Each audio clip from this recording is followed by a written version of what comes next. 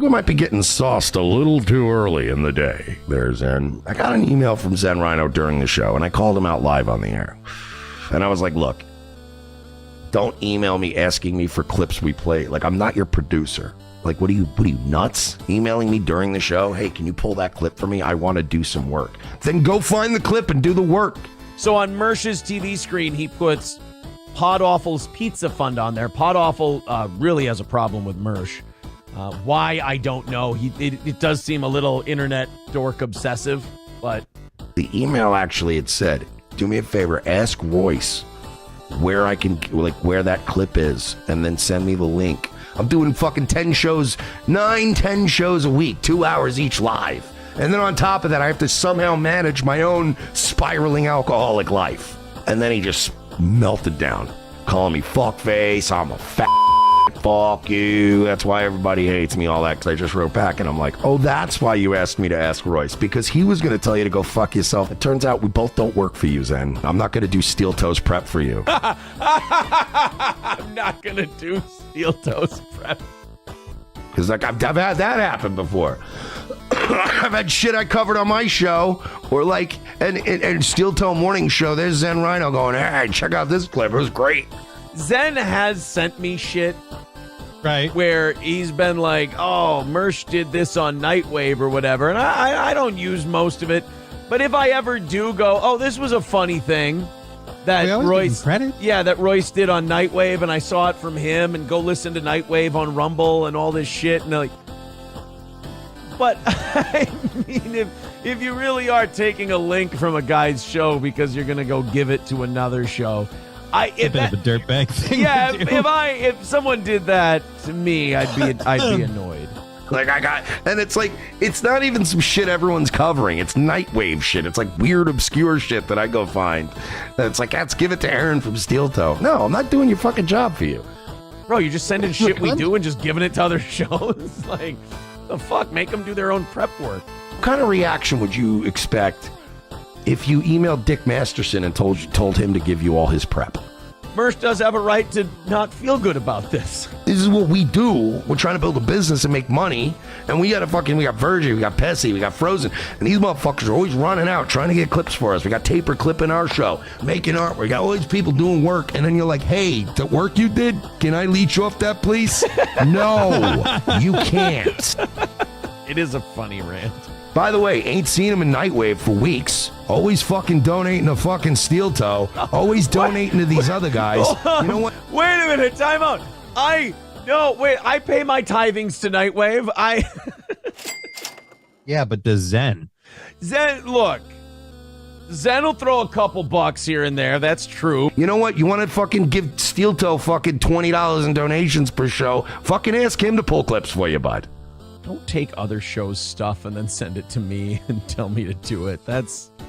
I don't feel good about that. Like, I don't notice that motherfuckers don't come in here anymore anyway. And when they do, they hang out and they'll fucking, oh yeah, here's $2 to read 6 paragraphs.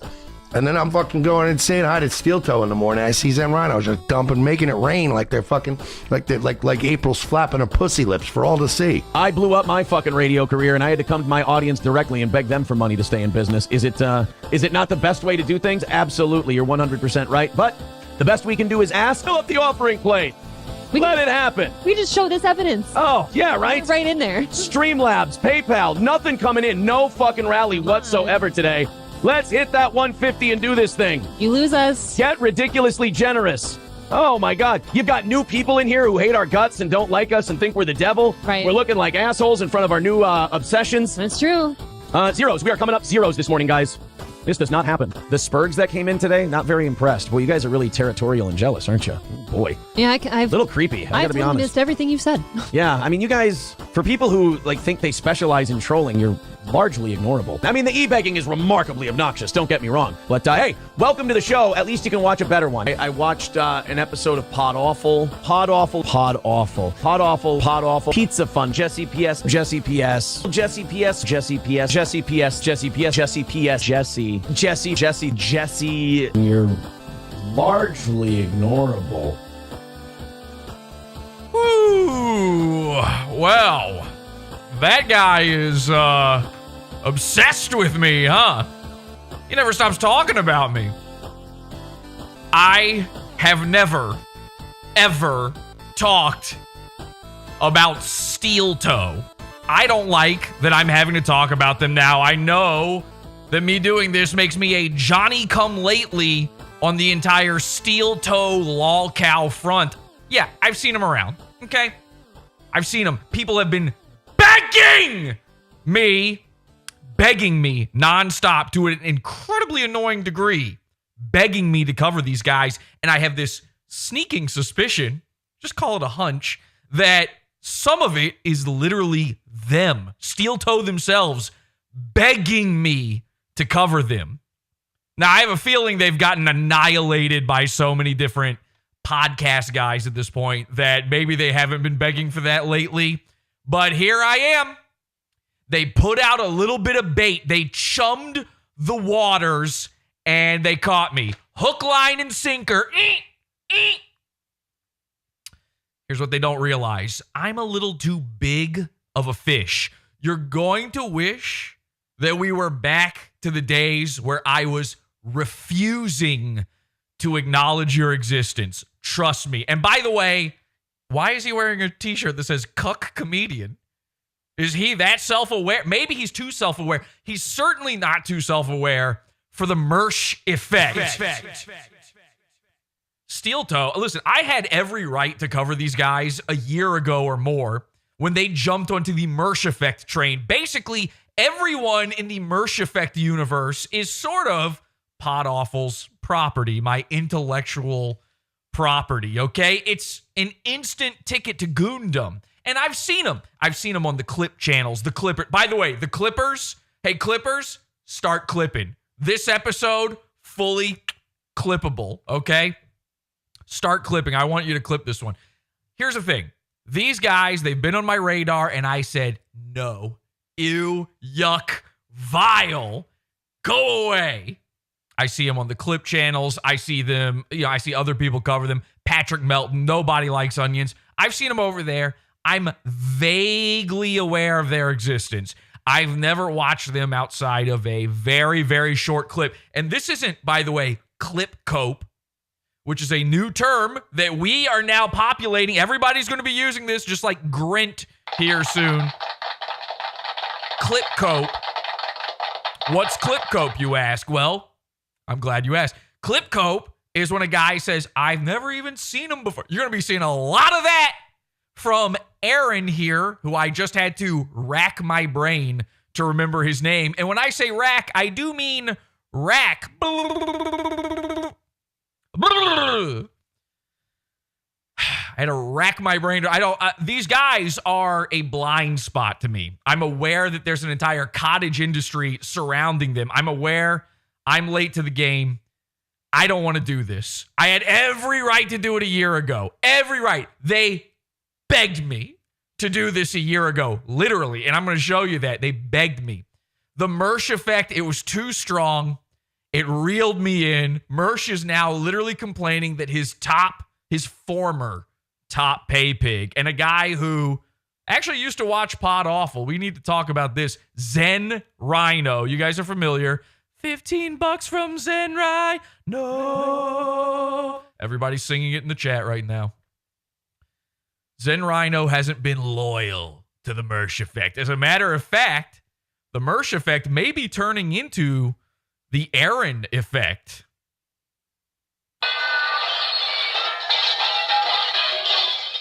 So I didn't want to do this. I'm going to explain the whole thing. They are tricking me into covering them. This is going to be the only time. Soak it in, folks. This is it. No more. I'm not doing a regular Steel Toe bid. I'm not going to be watching them in the future. The most disgusting portion of my life, what will go when my life flashes before my eyes on my deathbed. My deathbed, of course, being a motorcycle that I'm jumping over the Grand Canyon. As my life flashes before my eyes, this will be the moment where I'm like, ooh, ooh, ooh, ooh, yuck. Yes, even more so than, I don't know, every cringy thing I've ever done on this show. So, I cannot believe I am disgusted by what these people are, by what this guy, and by the way, his wife, Ape, I think her name is. I am completely disgusted by these guys, and it means I was right. I was right to never cover them. So here we go. Put on your gloves. Put on a full Tyvek suit. Do you have galoshes? Tie them up, sweetie. Because this is the Mersh Effect Steel Toe Morning Show. Steel spelled Steal. Stuck in a rut, you wanna die. PODAWFUL makes it worse. Government lit, they won't let you fly. PODAWFUL quench your thirst. The dark future is near, happy to be here. PODAWFUL dreams come true. Space on the moon, just laughs at the goons. PODAWFUL's watching you. What would you pay Jesse P.S. of PODAWFUL? Damn. Steel Toe would kill for that intro. Welcome, everybody. Happy to be here. I am your host, Jesse P.S. I got excited, very excited to see all of this. Thank you. Yeah, me too. Burp. Okay. And unfortunately, ladies and gentlemen, we've got something we got to do here, okay? We'll check in with the chat room. We're live. It's a Friday for most of you out there. We're going live at odd times, I got to be honest. I haven't really been thinking the whole schedule thing through a lot lately. I know you're used to your streamers. There's guys out there, they're streamers. And what they do is every day they just go live. They got nothing to do. They got nothing to talk about. They do it anyway. It's actually kind of impressive if you think the shittiest thing you've ever seen in your entire life is impressive. But unfortunately, we do have to induct. Listen, I mean, this is official. Whether I want to talk about these guys ever again or not, we will be inducting Steel Toe into the Goon Hall of Fame. So there's the Goon Alarm 6 million. It is completely official. PODAWFUL rocks.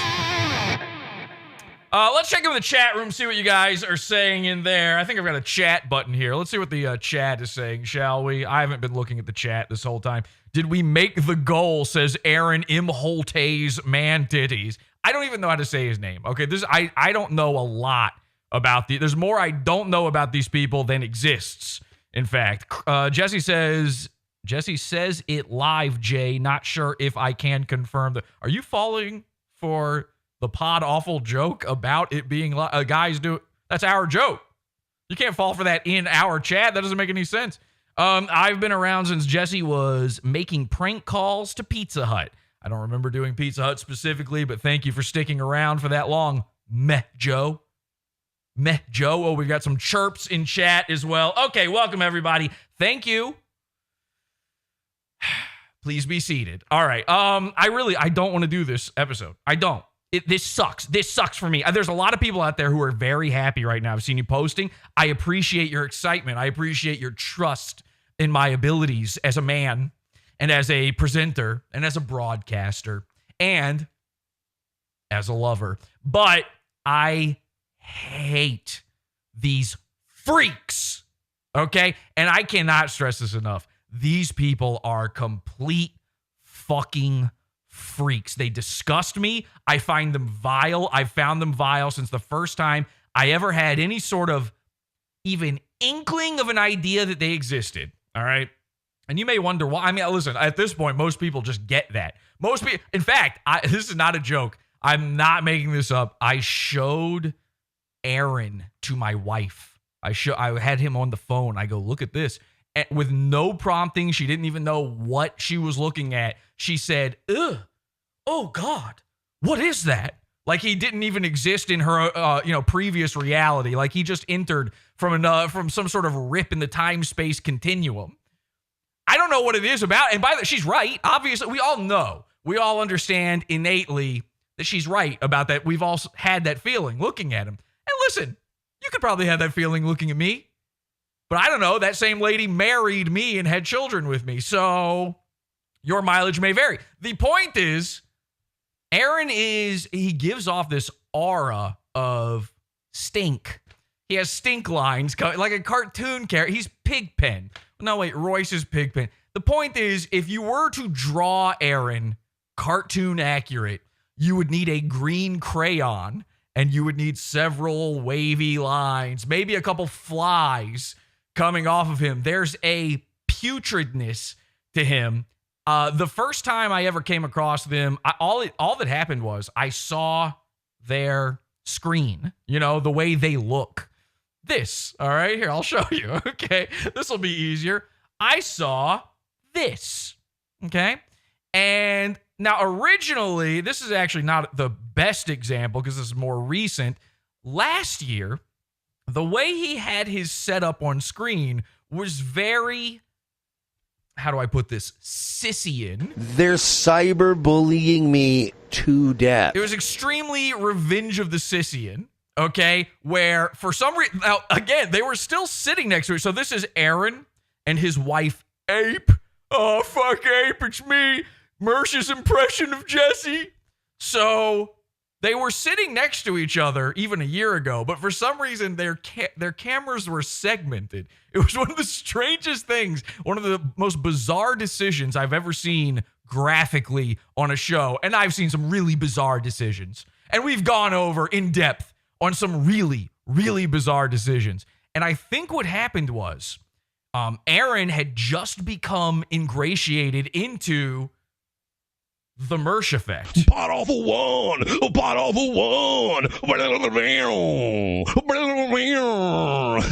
Did I cross swords with this guy at some point? So he saw Revenge of the Sis. He said, oh, that's what a show is.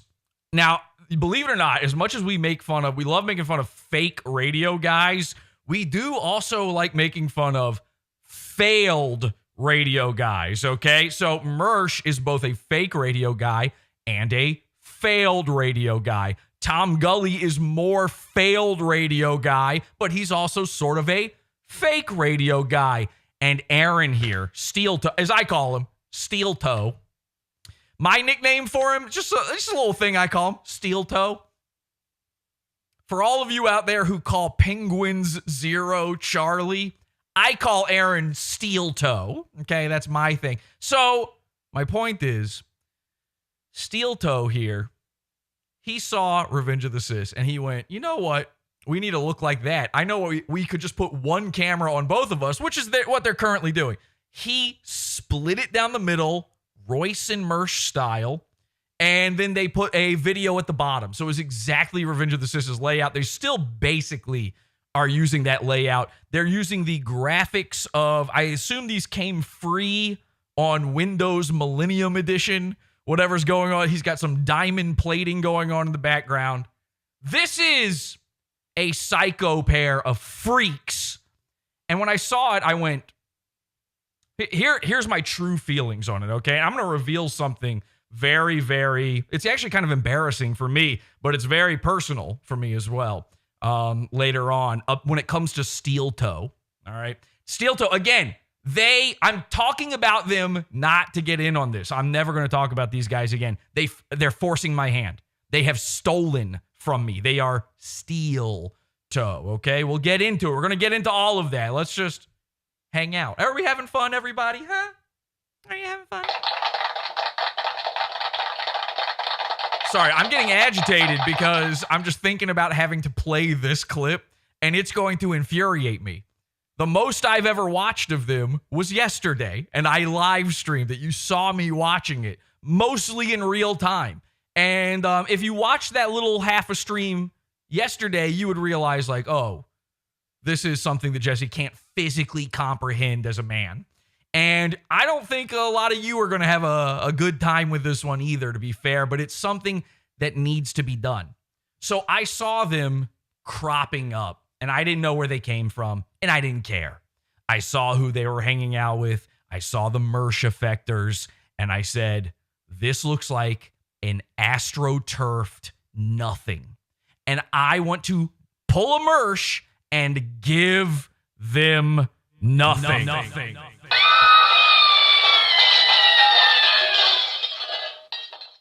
I just knew. I knew in my heart of hearts that I shouldn't ever give them any daylight because they would be dying for. I don't want to legitimize these people, all right? So whatever I need to do to impress upon you before I play any more steel toe on my airwaves over my internet, the internet's boyfriend's internet, before I do that, I need you to understand, I find this detestable, vile, disgusting.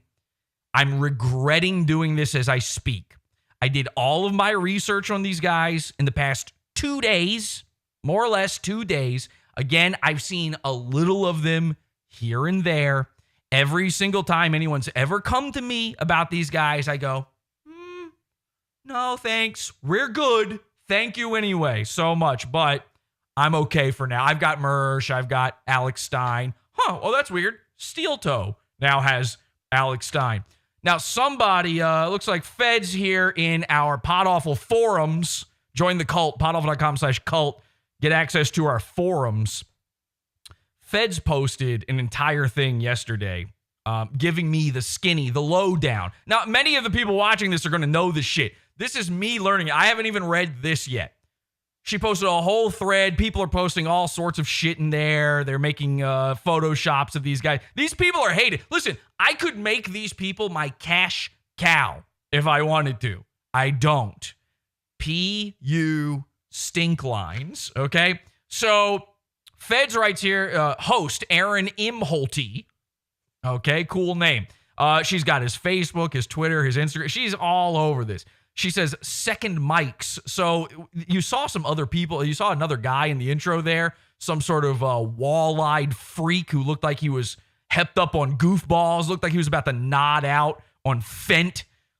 I love watching these guys where they play radio and they've got the only guy that they can get as a co-host is over Zoom, and that guy is falling asleep. That's every one of these shows. Every one of these, and let's just go ahead and bring it up. Let's bring it up right now.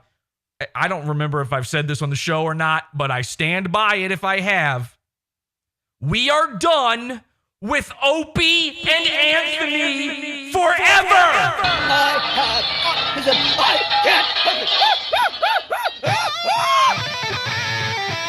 It's over, okay? No more Copy and Anthony's. No more Opie and Ape-thanies. We're done with it. This dude, I told you, I've only heard Opie and Anthony really for the first time in the past year or two. And even I can hear he's just copying Anthony. He sounds to me, an untrained Anthony ear, he sounds exactly like him. To a degree where I'm like, good job. Hey, man. Great impression. Good work. So, it's unbelievable. We'll probably talk more about that in a second. I'm sorry, I'm all over the place because I don't want to do this. We'll come back to all of these things, okay? So they've got second mics because they're radio guys. They have second mics. So his second mic is usually this bitch, his wife, I guess, or apparently, according to this info, April Imholte is his second wife. And again, I call him Steel Toe. I call her Steel Toe. Steel Toe and Steel Toe 2. But apparently he's also got a guy called Johnny Crutches, which sounds like I'm making that up, but somehow I'm not. And Corey Adam, which sounds like he made that up and probably did. Now, this is what Feds writes. Aaron on his own is very much a public domain goon. He already has a subreddit dedicated. Oh, I didn't know that. He has a subreddit dedicated to hating his shitty show. So he's got an r/Mersh, I guess. And which is actually kind of impressive. You got to be real bad to speed run getting your own hate forum.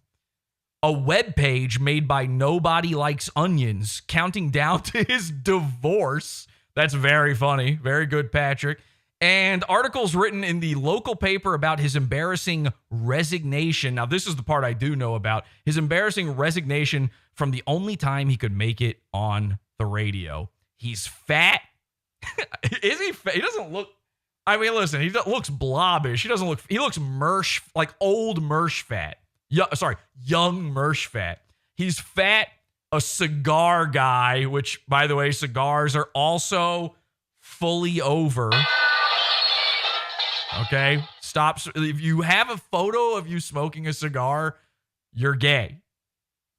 I'm not even going to bother explaining that. It's just true. And followed by the queen herself, Mersh. They have a lot in common, except that Aaron has been on the radio, burn. Steel Toe Morning Show boasts 10,000 YouTube subs. I'm going to guess fake from what I've seen. I was watching this stream right here over my shoulder yesterday. They had it was very Revenge of the Sith style. It was almost Rumble style, but it was on YouTube. They had 360 people watching or something, and the chat was...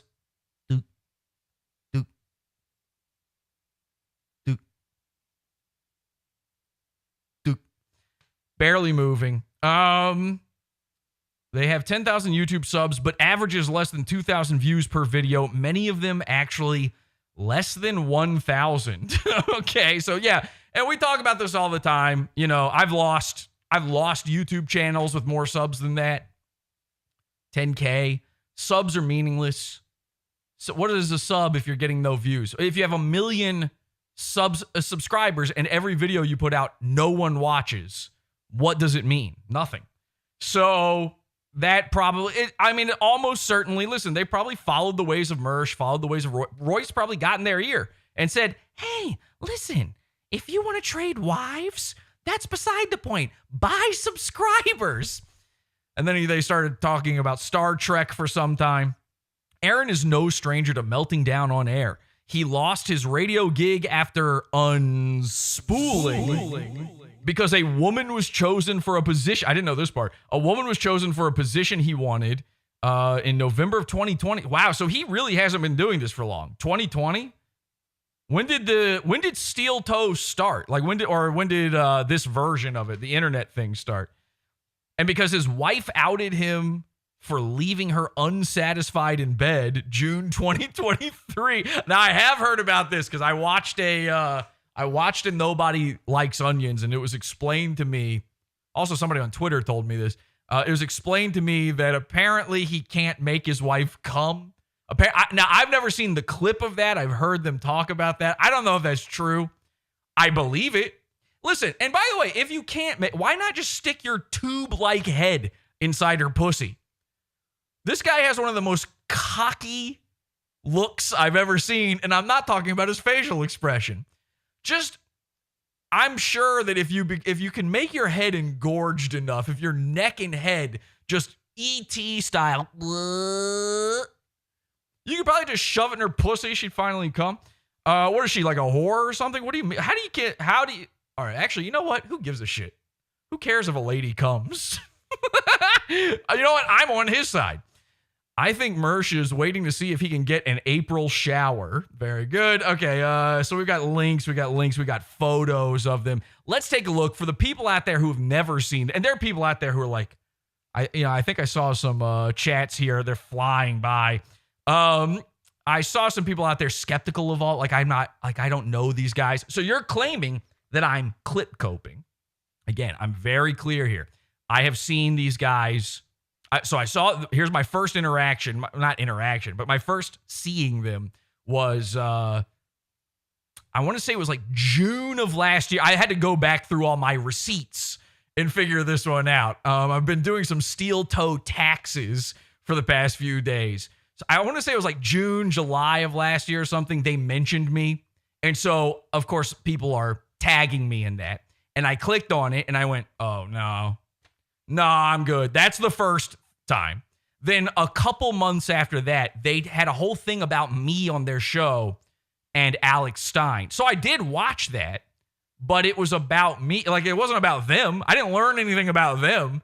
I was watching people talk about me, and it was positive, by the way. This is going to get really, really fucking embarrassing for them really quick. Their story on me has gone 360 and back.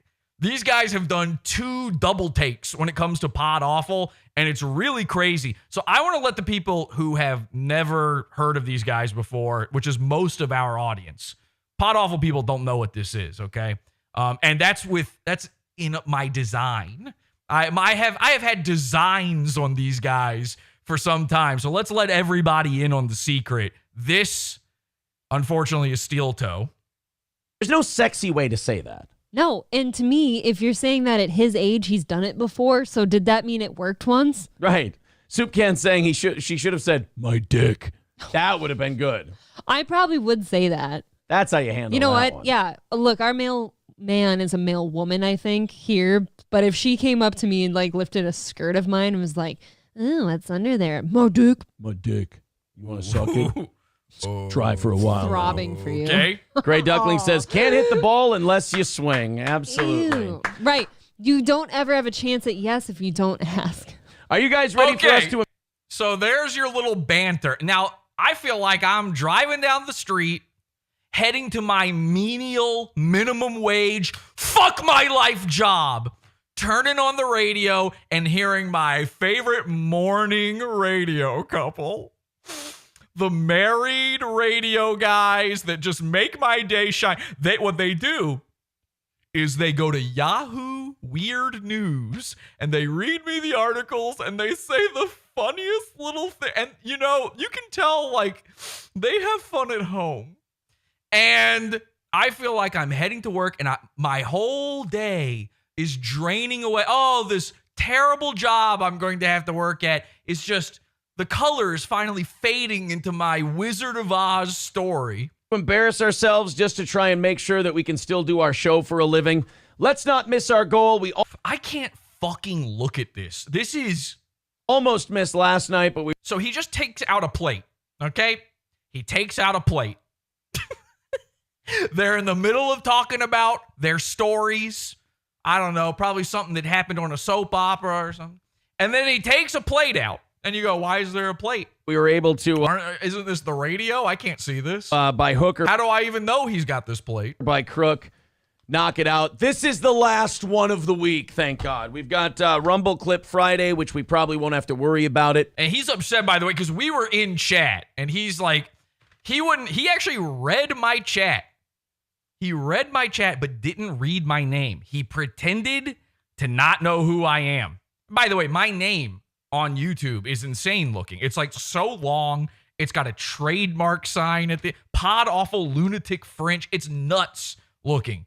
No one ever doesn't read my name unless there's a reason for it. He reads my chat without reading my name. He pretends like he has no clue who I am or why I'd be asking. A minute later, I get banned in chat. You know why? Because I said, slow chat. Hey, slow chat. I couldn't believe it. 360 people in there. The chat wasn't moving. Slow chat. That actually sent the chat into orbit. It hadn't seen action in so fucking long. So then he bans me, and only after I'm banned, and only after all the other PODAWFUL cult members are banned, the henchmen, that's when he goes, you know, the trolls are... But we are 150 away. Let's get some big shots in there. Streamlabs, PayPal. This is a slow burn, by the way. I'm building up to very embarrassing shit for this guy. Very embarrassing, okay? And this man seems to live a life of an embarrassment of riches.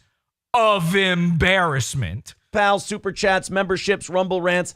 I don't want MSO winning, and I don't want to lose money. That's for sure. So let's fire up the shitbag music. Let's go. Okay, so you've got failed radio guy. You've got fake radio guy. You've got wrestling guy. You've got grifter to the extreme on all. And by the way, I'm getting super chats and people joining.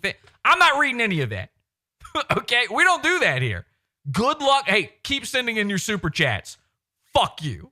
So join the pizza fund. That's all I give a shit about. These guys are about to literally beg. Now, we've seen Mersh literally beg. He's an e-waitress. He works for tips. We've invented all the terms. But I have never seen anything like this. This blew my fucking mind when I saw it. Could not believe it. Shoots. Let's take this He's playing wrestling guy music. This is a Hulk Hogan song. offering plate and let's fidget. Let's fill it. He's misspeaking because the PODAWFUL cult is, of course, sending shivers down his spine, body aching all the time. And we're sitting there and we're floored by that. We're flabbergasted. We didn't know it was this desperate over in the Toe household. Or fidget. With digital bucks. Imagine having to do this in front of your wife. Okay? In fact, forcing her into labor to do it too. He's making her out sit there and shake the tatas. You think she chose this low-cut shirt? He's making her wear this. This is a freak, by the way. I have to put them on screen so you can really see what we're working with here. Let's do this thing. We are going to have to just. He's got an SCP on top of his head that I swear to God, a minute ago, I saw this little critter crawl across his head. I don't know if people, and again, I don't know everybody's things on this, so I apologize if I'm stepping on toes, but steel toe. So I don't mean to, if somebody's made this joke already, fine. I'm calling this thing a tarantula. This man has a tarantula on his forehead. That's all I know. It is horrifying to me. And this isn't even the worst. I mean, there's worse clips of his ranchula. I'm calling him ranch. So we can't believe what we're seeing here. He's shaking a cup and begging. Banger. And I had heard about that. I heard people talk about that. I didn't think it was litter. I thought it was the way that, porcelain says it about Mersh, which is actually also literal now that I think about it. So it's a perfect Mersh effect. Get it over with. 150 away. I do the Mersh parody and I'm sitting there shaking the tin can full of coins. Chicka, chicka, chicka, chicka. They're literally doing it. It's unironic.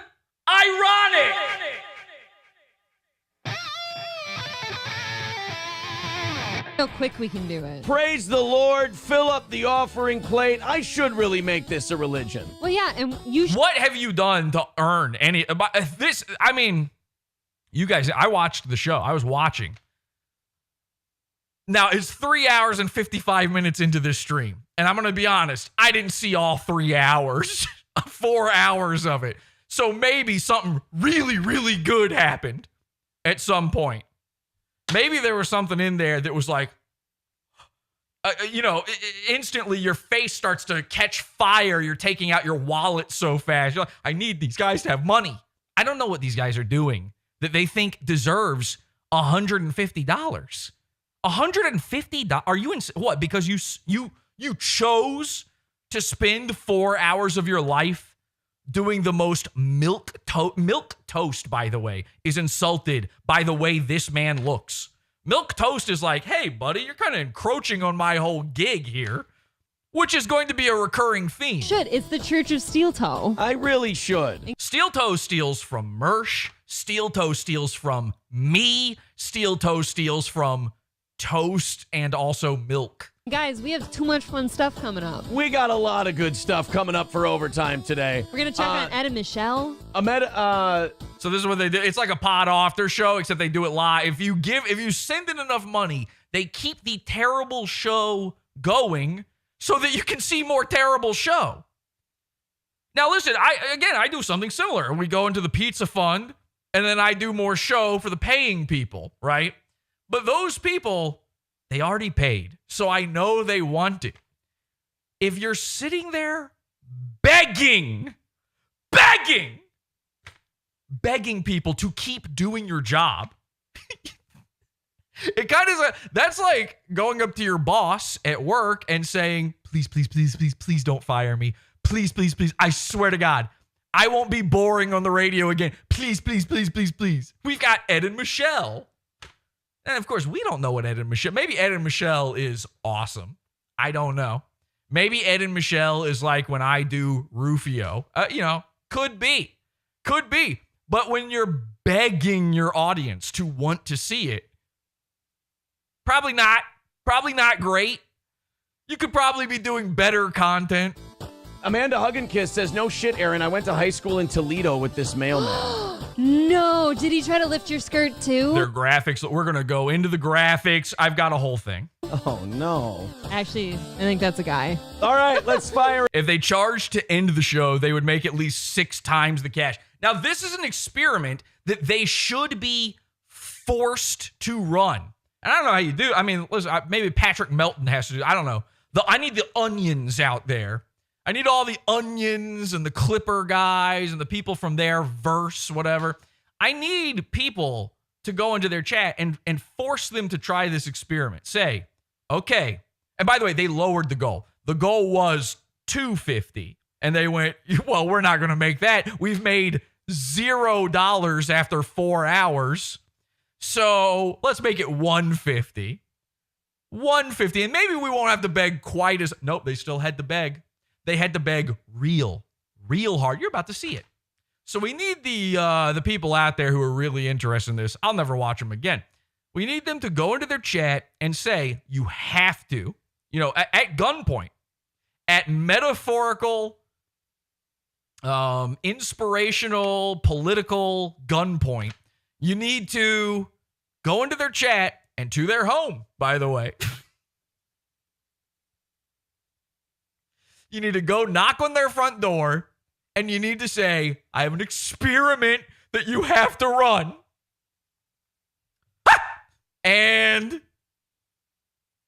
I need them to actually try this. I just am interested in the results. It's not even for content. I don't have to ever show it on the show. In fact, I pledge right now to never, ever, ever, if they run this experiment, I will not show it on PodAWFUL. Okay? That's a pretty nice guy of me. Some would say the greatest. So go into their chat and say, okay, instead of doing a poll, instead of begging for money to keep the show going, what I need you to do, click, click, some chick, boom action happening, some Fred Durst style. I need you to run a begathon to stop. And then we time. Then we get out our stopwatches and we see how fast the money pours in. And by the way, the saddest part is, obviously, this experiment would be a total success. They would instantly have whatever they could put a goal of $1,000. Their bank account would actually contact, their banks would call them up and say, there must be some sort of fraud. All of a sudden you have $1 million. I don't know what's happening. We actually had to cancel your account forever because you're gay and ugly, but also you now have $1 million. Goodbye. So obviously the experiment would be a rousing success. The saddest part is they would keep doing it after that. They would be like, oh, okay, so that's how we make our beg bucks now? Okay, fine.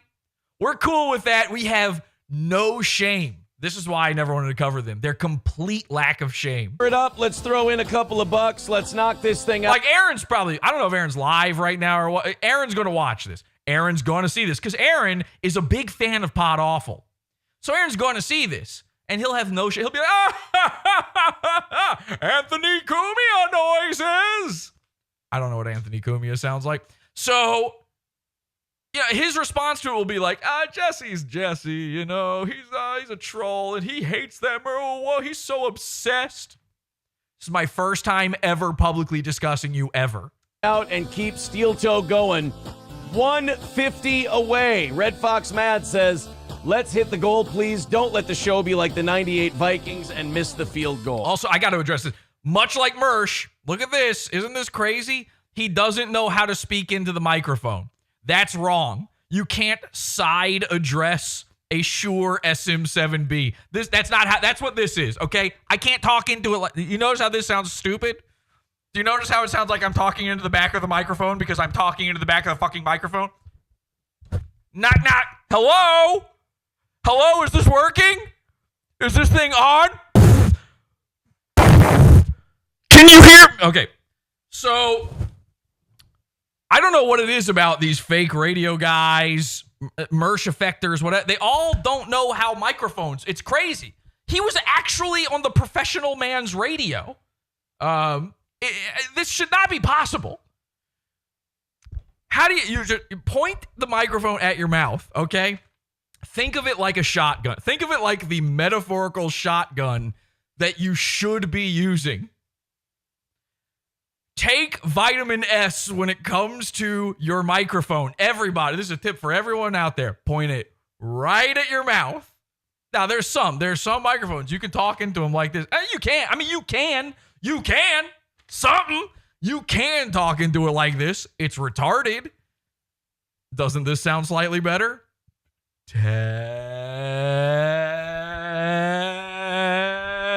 I'm not doing anything with my voice.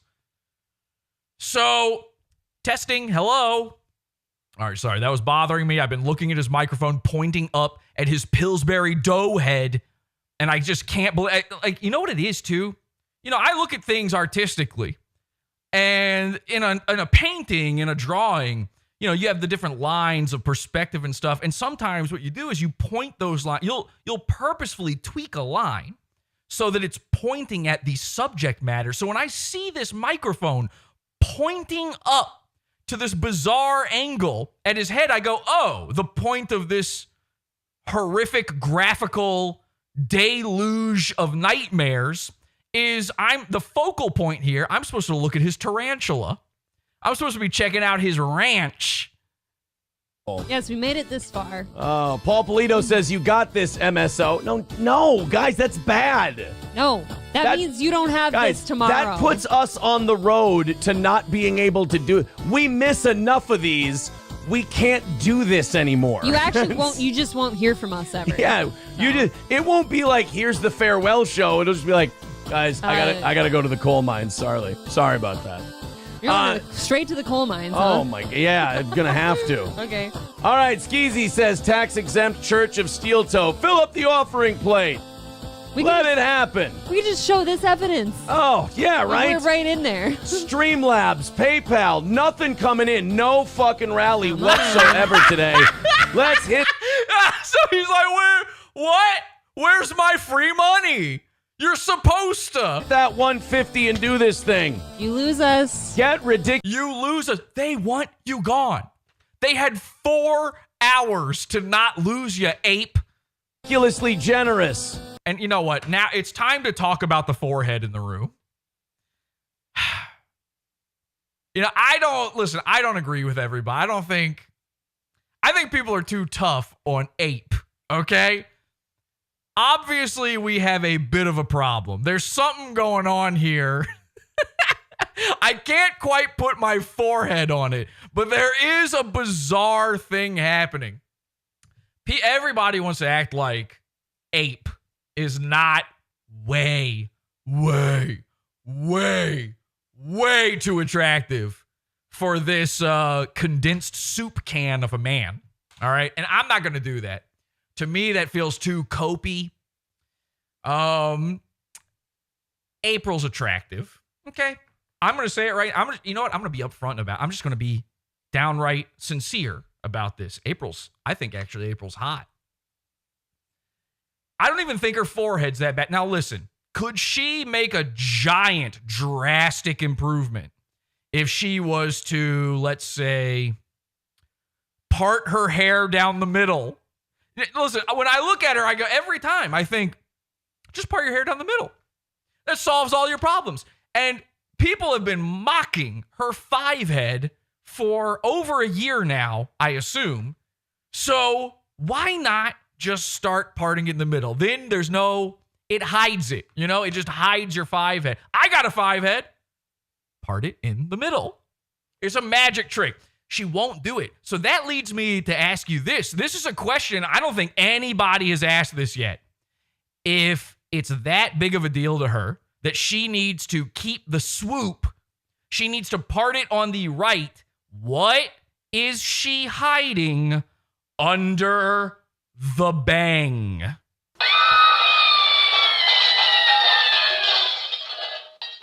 Something horrific, something terrifying is happening under the other side. Listen, I watch Captain Planet. I know about scary female villains. When half of their face is hidden by hair, there's like a deformity under there or something. She was hit by toxo ooze. Something happened to her, you know, an acid attack, an ecological terror event. Part of her forehead has an eyeball on it. Something is hiding under the bang.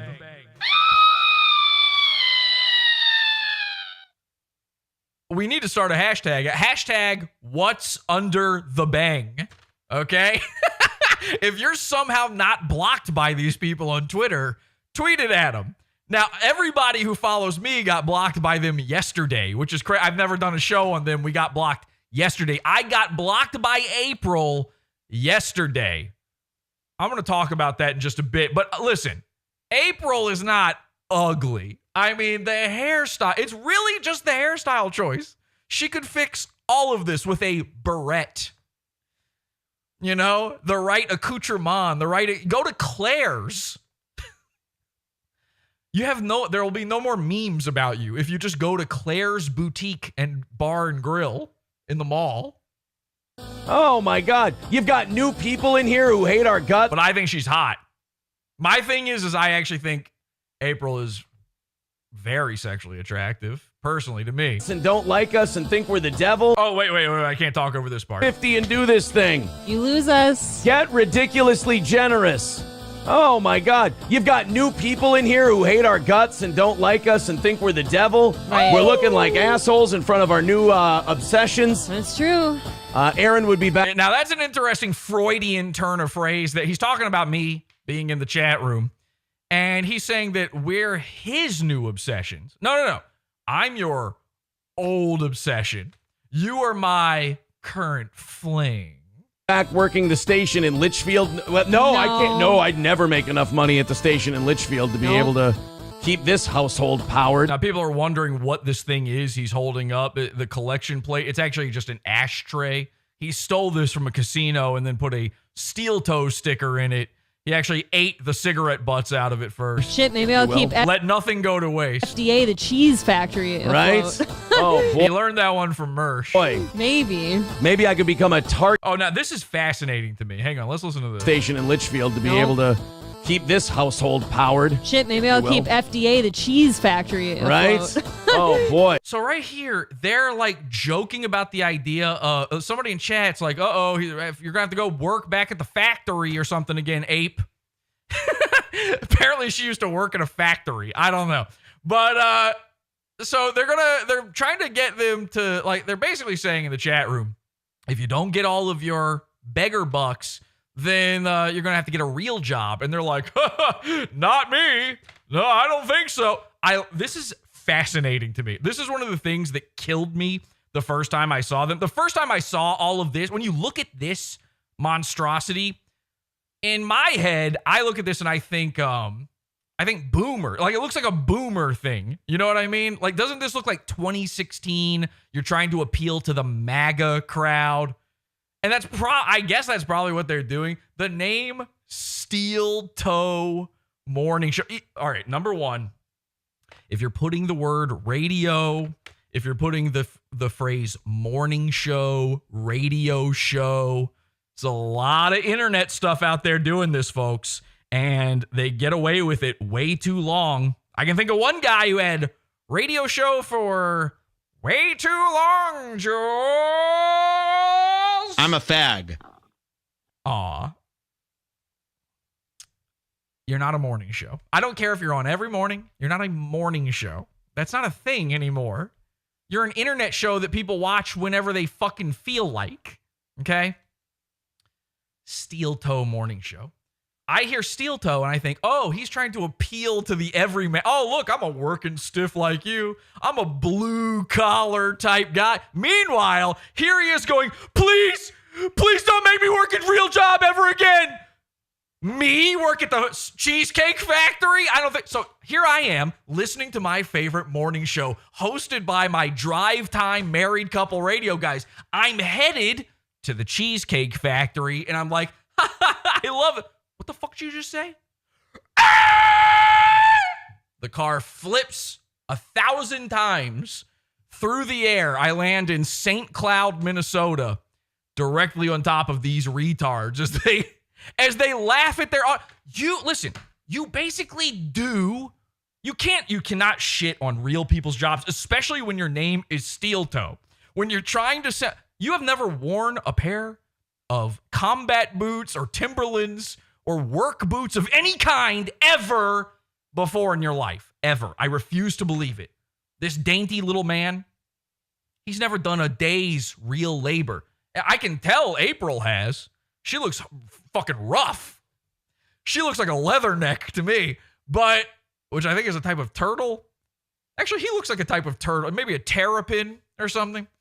Anyway, so you can't shit on your audience's job when you're begging them for their money. You shouldn't do that anyway. Like, even if you're not a beggar, even if you have if you're selling shit, you sell merch, you got a paywall, whatever slightly more legit form of job there is on the internet, you shouldn't be sitting there going like, can't believe you idiots are having to go off to the toilet factory to suck off a guy to give me my money. The people you're shaking the collection plate at are your middleman to the toilet factory. You basically are one step removed from working at the toilet factory. You don't have a real job. I don't have a real job. I don't call it a real job. I'm not Mersh sitting there complaining, oh, I gotta work. I'm doing real work out here, Zen Rhino. Hey, Zen Rhino. You gotta work so I can eat. You guys gotta pee in the toilet factory so I can eat. Poor Zen Rhino, too. This idiot. Zen Rhino is actually Zen Rhino is a fucked in the head, severe autist, okay? I have autism. I can't help it. Severe. And I say that with the utmost love and respect because I love autism. Zen Rhino is fucked in the head, and unfortunately, he keeps getting grifted by these freaks. Now, Zen Rhino, back when I was friendly with Mersh, Zen Rhino was a fan of PODAWFUL. And the second I made fun of Mersh, he jumped ship. And I made fun of Zen. I didn't make fun of Zen for jumping ship. I made fun of him for liking Mersh. He didn't like that. Here's the thing. Zen Rhino is smarter than all of these guys, than most of the ROTC fans, than all of the Steel Toe fans. Zen Rhino's kind of an evil genius, and I feel bad for him. I watched that clip at the beginning of the show. Mersh complaining about Zen's donos going to Steel Toe rather than send up your envelopes and all this stuff. Here's the thing. Zen Rhino has been secretly clipping and making fun of Mersh behind his back forever now. If you go watch it, he makes these terrible, he records his screen and makes these terrible clips of Steel Toe and Mersh, maybe some other people, I don't know. He used to do PODAWFUL. And I'm going to tell you this right now, and I think I've put this offer out there before. Zen, give these guys up. They only want you for your buck. I'm real with you, man. I'm 100% real with you. I've told you to your face before, I think you're an autistic retard. I actually am 100% afraid of you as a, mentally unwell freak of a human being. But I like you. I actually legitimately like you because you're devious, and I'm serious about this. And I know that you're a troll. I know you're secretly trolling these guys, but you also do have a deep, insecure love for them. So offers back on the table here, Zen, okay? I am 100% willing. If Zen Rhino publicly on his YouTube channel makes a clip, records himself on a screen and uploads it saying, I renounce Mersh, I renounce ROTC, I renounce Toe. If you say that, we will welcome you back to PODAWFUL. I will give you free pizza fund, okay, forever. I expect no money from you, zero. But you also are not allowed to interact with me ever for any reason. All right? And I think that's a fair deal. Now, I may message you. I'm allowed to say to you, I would like you to do this. I need you to steal content from Steel Toe for me. But you are never allowed to contact me first. That offer's on the table. That's respect. That's legit. Okay? I feel bad. No more $15 from Zen Rhino to any shows. Zen Rhino, keep your money. Do you know Zen Rhino has a kid? Isn't that psycho? He might even have more than one. This man has children. And I don't think he sees them. I'm not sure. Listen, I'm talking out my ass on this one. I got this like third hand from a fucking Facebook post or something. But it doesn't sound like a great life for Zen Rhino. This man should be able to keep, I don't care if it's coming from SSI or from stealing an SSI check from the guy next door. However he's making his money, whether it's disability or something that we didn't even know existed before called severe retard disability, an extra special $3,000 extra a month, severe retard, extreme disability to the max. And then there's one of these at the end. However he's making it, he needs to keep all of that money. Okay, so you need content. I'll give you content in exchange for your, not loyalty to me, by the way, your complete lack of loyalty to these freaks. Maybe I could become a Target manager and get some of that Homeland Security money. Oh, you should. I have never gone into a Target and had somebody come up to me and go, hey, are you finding everything okay? And I go, yeah, no, I'm just browsing. And then they go, please, I need a paycheck. They don't pay me. Anything. I'll take anything. Do you have 12 cents? I don't know. Do you know Zen Rhino? oh hell yeah! Just really hawk that shit. Egg pickers I'll be in swimwear, thanks. I'll just... says, how about a lithium mine? Yeah, maybe that too. Who knows? You can sell Teslas. Literally any of these things are more respectable than whatever this is you're doing. Come on, guys. Streamlabs. Come on, guys. Right now. Chop, chop. Come on, lithium miners. Come on, Target managers. Pass them papers up. PayPal, we got 5 minutes left to do this thing. Streamlabs, PayPal. Steel toe. Steel toe. Hey, I'm a working guy. That's so sick. Because think about it. You need to think about it. He was on we say a real radio guy. We're talking like a fucking fourth rate, who cares market. Nobody gives a shit fucking St. Minacloud Soda Pop, Missouri, or wherever the fuck he's from. He's on the being on the radio there is like you walk into the wrong janitor's closet and you're on the radio. Like you can stumble into you don't have to go to college for that job. There's no communications majors working on the radio there. It's like a guy they knew. Hey, that guy once said something funny at a bar. That's how you get on the radio there. So a guy like that, when he comes up with a name like Steel Toe Morning Show, he's trying to appeal to the guys that he's imagining in his head will like him. Who's going to like me? I'm a man's man. I'm a guy's guy. Yeah, and maybe that worked when they couldn't fucking see you on the radio. That would be like me having imagine I'm on the real radio and I'm like, hey everybody, welcome to Pumping Iron with Jesse P.S. Welcome to Big Guy Woman Hater Man Club. This is your host, Jesse Explosion. Super chats, memberships, Rumble rants. What do you got for it? And I know he's got some gay fake story of why it's called Steel. Actually, it's because, I feel like I keep getting the shit kicked out of me everywhere I go. Life's kicking the shit out of me, but hey, I got steel ball. Some stupid fuck. No, it's not. No, it's not. You're trying to appeal to the lowest common denominator. He thought that he was better than those people, and he still does, clearly. He's less than them. Every single job they named just now, every single one of them makes more money than him. A Target manager? Are you kidding me? You think they're not better off than the Imholtes? 150 away. We are at your mercy trying to keep our show going. This week has been a weird week. We've hit them all, but it's been rough. Don't say that out loud. You have the option. Just say that inside your head and never anywhere else. Certainly not in front of your wife. Really rough. It's definitely been rough. Maybe you guys got down to this 150 so quick. I think we started at 280 today. It was really quick, yeah. Come on, finish it off. Get there. 4 minutes to go. Okay, so they beg and beg and beg. Now, eventually they do get it. They actually get to go, but it took everything. And it took like the same people donating hundreds of times over and over again. She sounds so crestfallen. Ha, ha, ha, ha, ha, ha, says Chewy in the chat.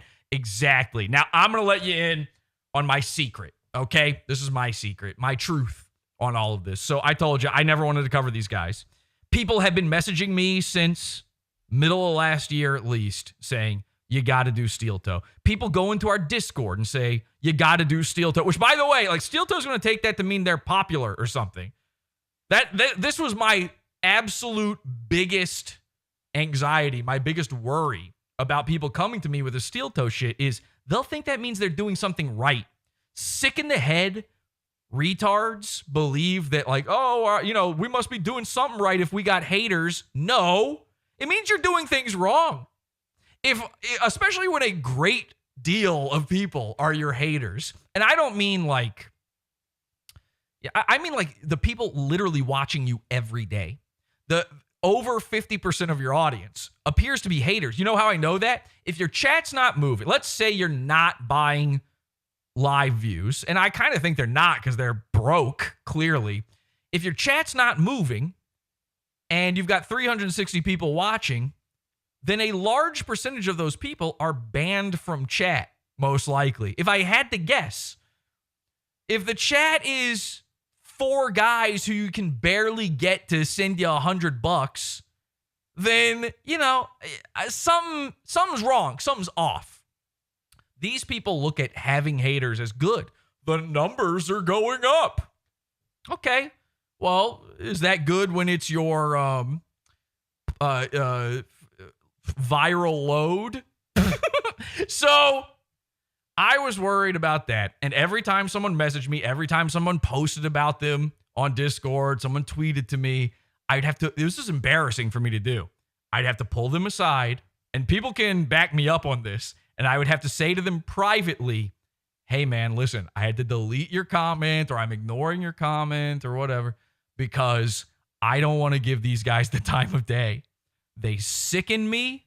There's nothing more horrifying to me than the idea of these people. I want nothing to do with them ever. Now, that was my plan, and it was working for about a year. And then a few months ago, I start hearing more and more about them. And Patrick Melton from Nobody Likes Onions, which is another podcast like this one, where, he just makes fun of shit online. And he's been doing it for even longer than I have. I think he's been around since like 2004 or something.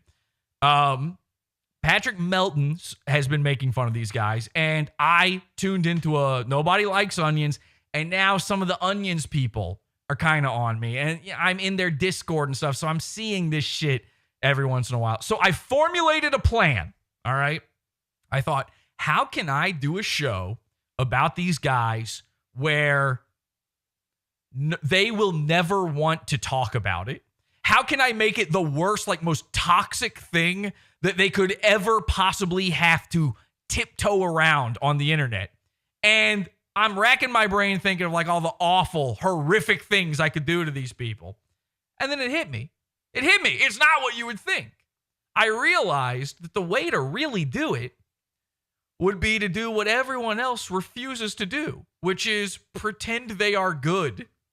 So I hatched a plan, I formulated a plan, and just by coincidence, for the first time just the other week, I finally messaged Patrick Melton about this idea. I messaged him on Twitter and I said, okay, listen, I have no intention of ever covering these guys more than one time. Would you come on as a guest? And I'm going to go over Steel Toe. And of course, people will freak out. His audience will freak out. My audience will freak out. Oh, it's happening. It's finally happening. Jesse's doing it.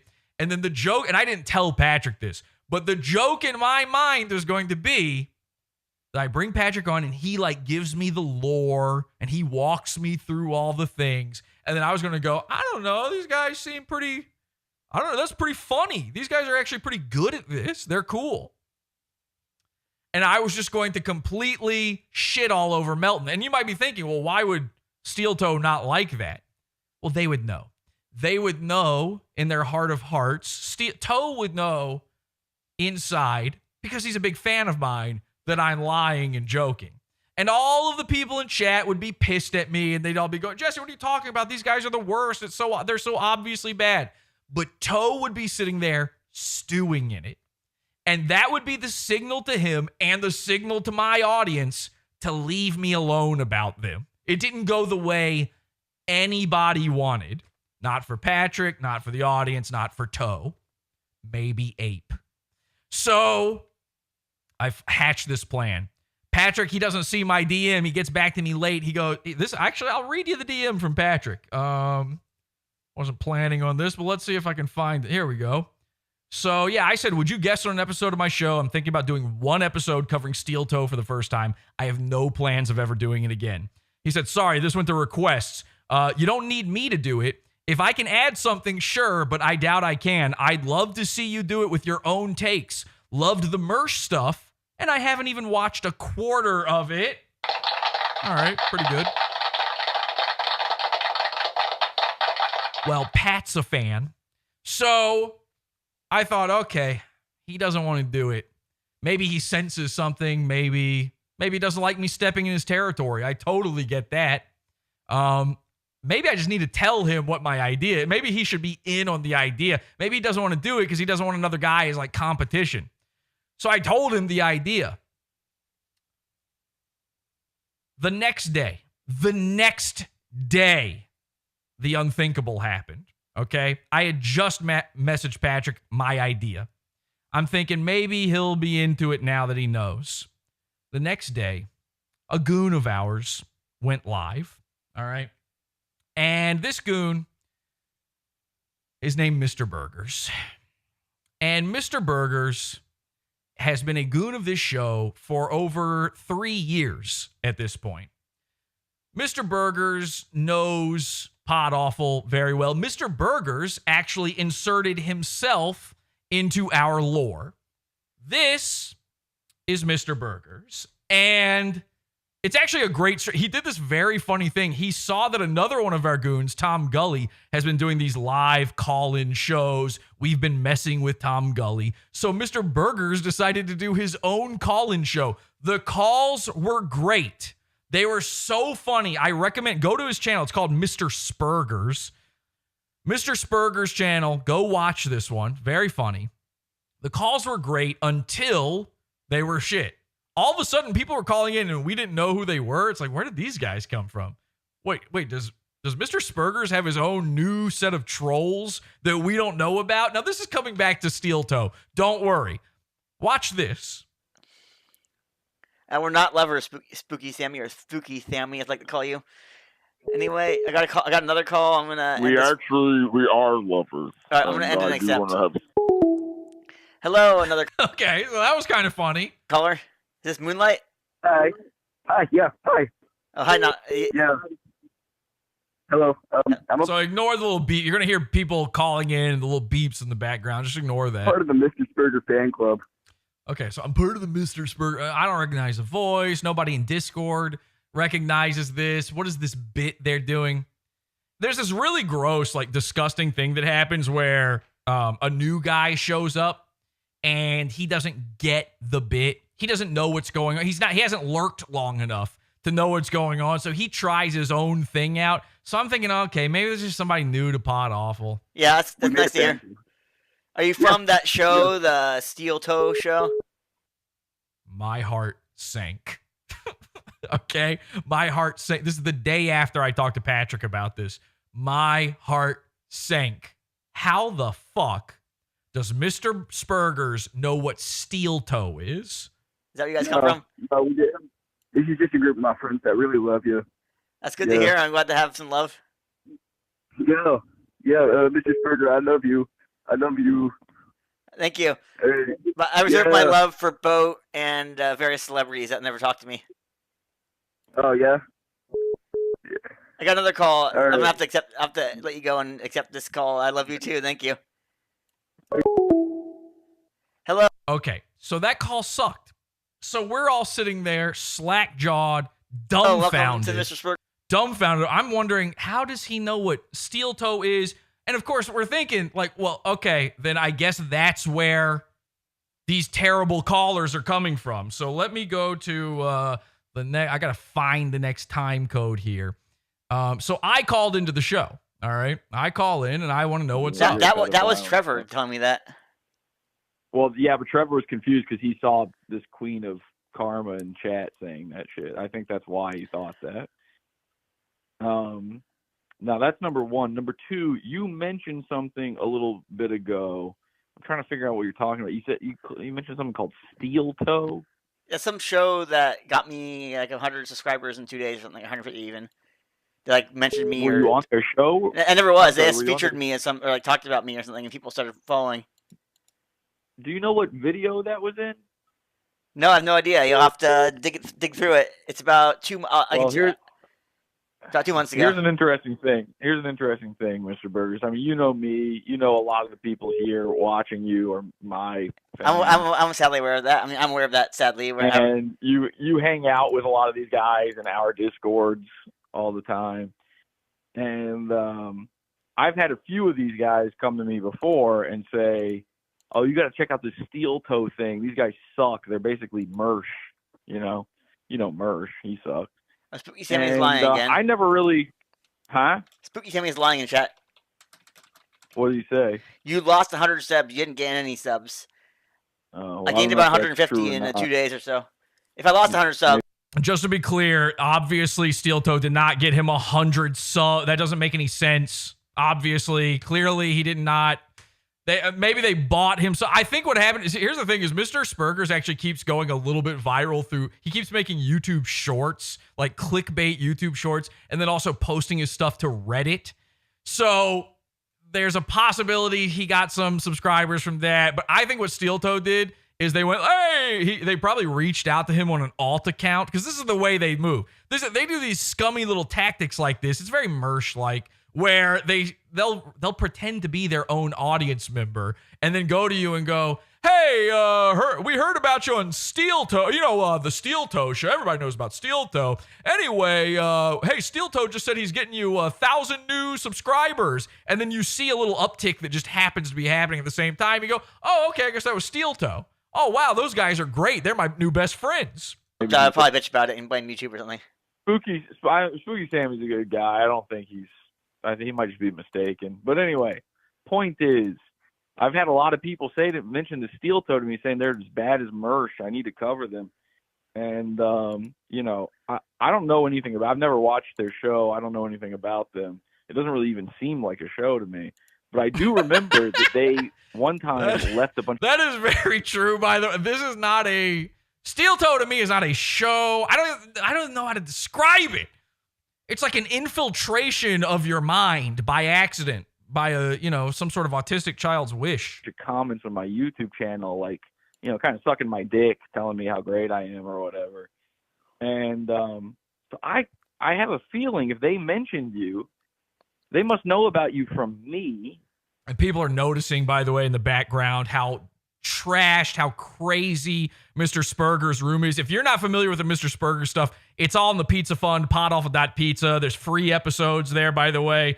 Pizza Fund's not just, the website, PODAWFUL.com. It's not just paid episodes. There's a lot of free shit there that I'm not allowed to put on YouTube anymore, so go check it out. Mr. SPERGERS' episodes are actually great. He is a psycho. He's a complete manic freak, and if you go through his videos on YouTube, a lot of them are about me or related to me, or he's talking about me in them, or he's got chats in the comment section about me. There's no way they don't. There's no way they know who you are otherwise. And I feel like they're trying to poach a goon from me.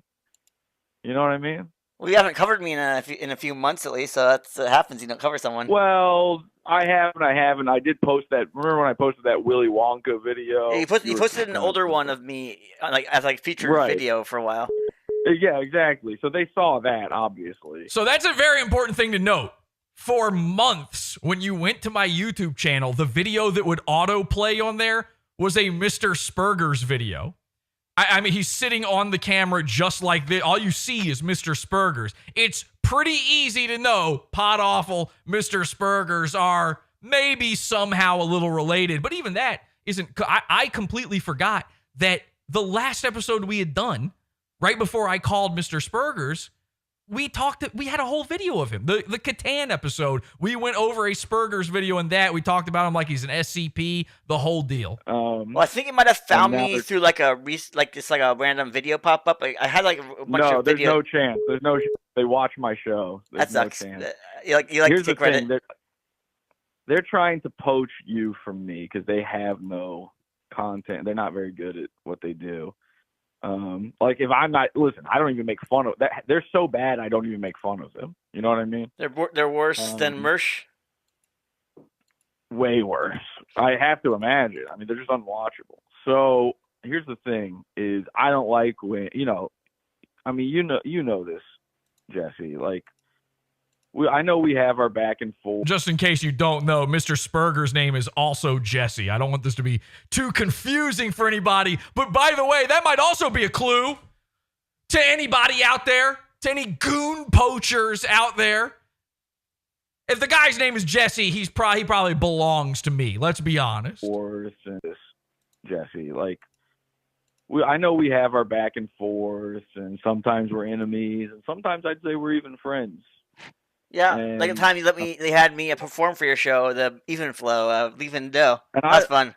I loved that. Here's the thing: is I know you don't like that term "goon." I use it incorrectly myself. I use it way incorrectly myself. I'll be honest. I use it to call your fans as goons. Yeah, you misuse the term all the time, and I don't like to call you a lol cow. By the way, I know you've called yourself that, but I don't think of you that way. I like you. So here's the thing. I hope you understand. Number one, they claim they got you 100 subscribers. It's probably just 100 of their own alt accounts. They don't have that many people. Number two, obviously, many of your subscribers that you already had, I brought to you. I think that maybe it's like true for like a quarter of them. I would say maybe 100 of 100, 400 are your people. Well, that's a lot. It is a lot, but most of them, I would say, maybe 200, 250 of them come from my random shorts of like food and weird stuff, and like the last 50, maybe the last 50 to 100 are actual like. Well, I've been telling people to go check out your shorts. Yeah, in chat they're saying so many people poached Mini Manson, and that's true. Now listen, I'm not the first to steel toe here, and I'm not claiming them, okay? And I will never go over them again. You see now, I hear him talk about steel toe. I realize they've covered Mr. SPERGERS. I go, I'm getting baited. And man, it's working. It's working on me. And so here we are. I guess I fell for it, but I got to do it. Now, with Mini Manson, I wasn't the first to cover Mini Manson, but I legitimately found Mini Manson. Mini Manson actually came to me because I was saying I was best friends with Marilyn Manson. Mini Manson fell in my lap, but once I covered Mini Manson, suddenly 1,000 other people are covering Mini Manson. I mean, it's that simple. The craziest part, and where I'm really freaking out while I'm having this conversation, I'm trying to sound cool, calm, and collected right now. I'm freaking out while talking to him because I'm thinking, how many of my other goons have they been secretly poaching and I have no idea because I refuse to watch their show? This is that's a horrifying thought. They've just been sitting there stealing from me the entire time and I didn't know it. Too, so that might be them too. But the point I'm trying to make here is, listen, man, I own you as a goon. Like, you're my goon. True. You know what I mean? And I'm not saying like you're my slave or anything, but you're sort of my intellectual property. Well, that's not true, but you can claim it if you want. Well, no, think about it like this. They have no history with you. You inserted yourself into my life, right? Like, you admit that. Yeah, I did go on some rants and like say you're going to jail and stuff and like think weird messages. So me talking about you makes sense. These guys talk. Why are these guys talking about you? Because you barely even review burgers. Like, what did they even? Do you know what they shared of yours? I have no idea. Okay, well, I'm very interested to find this out because I didn't want to cover these guys at all.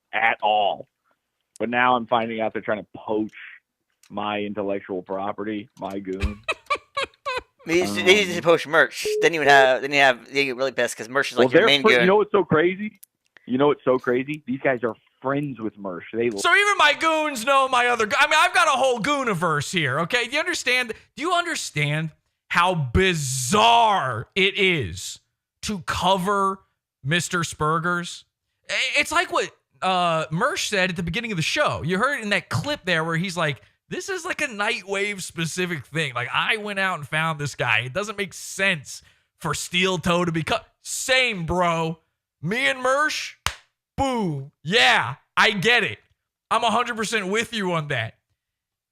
The whole reason Mr. SPERGERS is in my life is because he threatened to murder me. Then he threatened to have me sent off to the FBI and arrested. And then he threatened to be the FBI and kill me. I am the FBI. You will all die. Fuck you, fuck you, fuck you, fuck you. Ah! Ah! I don't just have an entire soundboard of Mr. Burgers for no reason. This is an update from the retarded pedophile rapist Jesse Radin. Wee, wee, wee. The Pepsi's advertising later Pepsi, but it's actually Sherry Pepsi. I've even got his dad. That was a fragment of hamburger burger skin. Sorry, that was him doing an impression of his dad. This is his dad. Let me show you this fragment of hamburger. Okay, we've covered the man's father. I've spoken to his father on the show. I need you to realize, you might be new.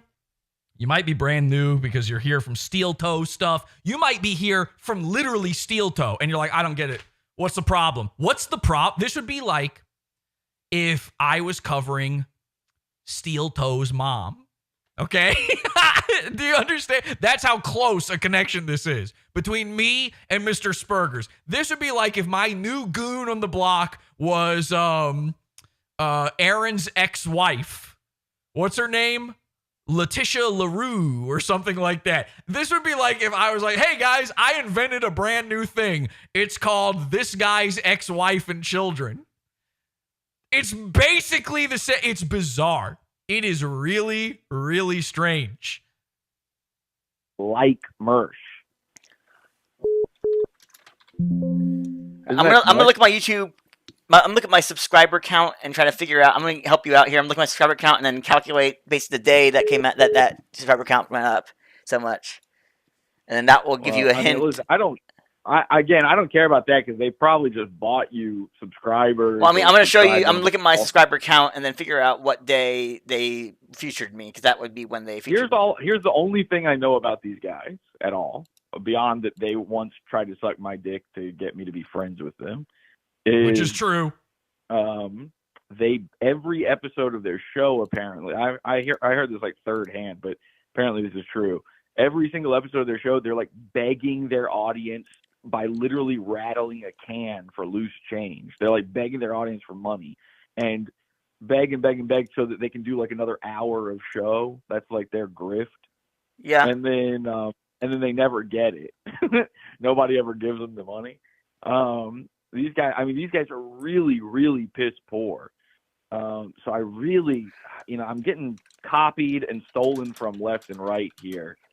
Mr. SPERGERS as a sometimes friend, but as you and I are like, the Batman and Joker. We're intrinsically linked, right? Batman and Joker, Superman and Lex Luthor or whatever. Exactly. But I don't know who. I think we both switch sides too. I think we're both of those things sometimes. I'm fine with you being Superman. I don't care. My point is, I need you to right now pledge, say to all the people out there, because this Queen of Karma is trying to do it too. I need everybody out there to understand that you are a PODAWFUL goon. I had you first. And I understand maybe you don't want to say you're my intellectual property, but you have to at least admit, like, it doesn't make sense for these other people to be trying to turn you into a lol cow, because you're not a lol cow. You really honestly, aren't. By the way, in the chat, they're saying we're Spider-Man and the Green Goblin. Yeah, that's actually more accurate. We're more Spider-Man and the Green Goblin, and you'll see why in a minute. I would say I wasn't a lol cow when they called me one at first, but then I became one when I got manic. Maybe not when I got really manic 2 years later, but then maybe I'm not one anymore. I was one 6 years ago. You know what makes someone a lol cow, though, right? A lack of self-awareness, mainly. Well, that's part of. Obviously, it's like the weird things that make them weird, and obviously you've got that. But I mean, we literally, the last time we covered Mr. Burgers in the pot, we went into overtime. We begged our way into the pizza fund, and then we covered Mr. Burgers' penis on the show. That's how weird it is for another show to cover Mr. Spurgers, okay? Until you're getting dick pics from the Goon, you're probably not on the same level. Wait until you see what they did when it comes to covering Mr. Spurgers. It's unreal. But what makes them a lol cow is that they're milkable for laughs. That's the joke of lol cow, right? You can milk them for laughs. And nobody does that to you except me. These steel toe guys getting you subscribers, is that them milking you for laughs? No. So as the only guy who milks you for laughs, I'm saying I don't even think of you as a lol cow. These guys certainly lay no claim to you. So I would just, as a friend, I would really appreciate it if you just made it known publicly now that you are a pod-awful goon first and foremost, and anybody else is a pretender trying to copy me. And I think those are all reasonable requests, by the way. Is that Chori Queso?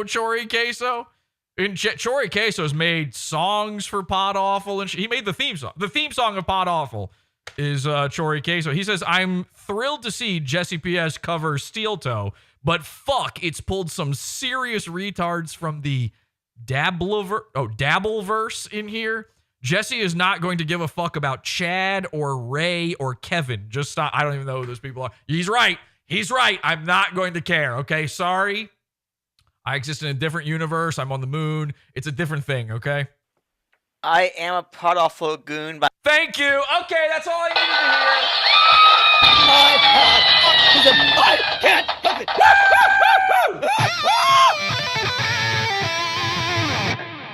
Look at Burger Challenge. Get raped vinegar hater. I said vinegar, not vinegar. Get raped vinegar hater. Ibdi. That's all, folks. Okay. That's all I needed to hear. I'm open to being other things as well. Sorry. Well, okay. Maybe a gay guy or something. I'm open to being anyone's goon in general. No. Take that back. I'm a goon. I'll let that. You are a goon. There we go. Part. Okay. Will you at least admit anyone else covering you is copying me? Well, I can't admit that because it's likely that someone else could find me organically and call me a goon on their own. How likely is it that these guys found you organically? I'll go ahead and answer that. It's 0% likely. It's impossible. It's straight up not the case. I could keep going. There's more. I even called back in, but I just went ahead and Mr. Spurgers gave me some info. I found the episode where Steel Toe stole my goon.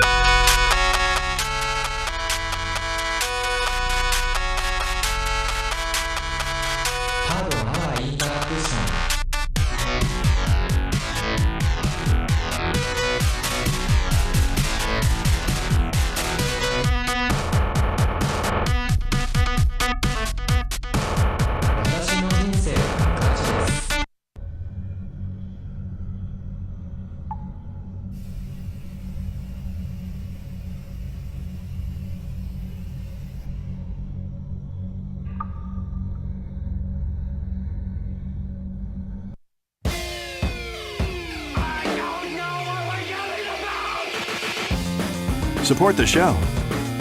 Join the Pizza Fund. PodAwful.pizza. Pizza.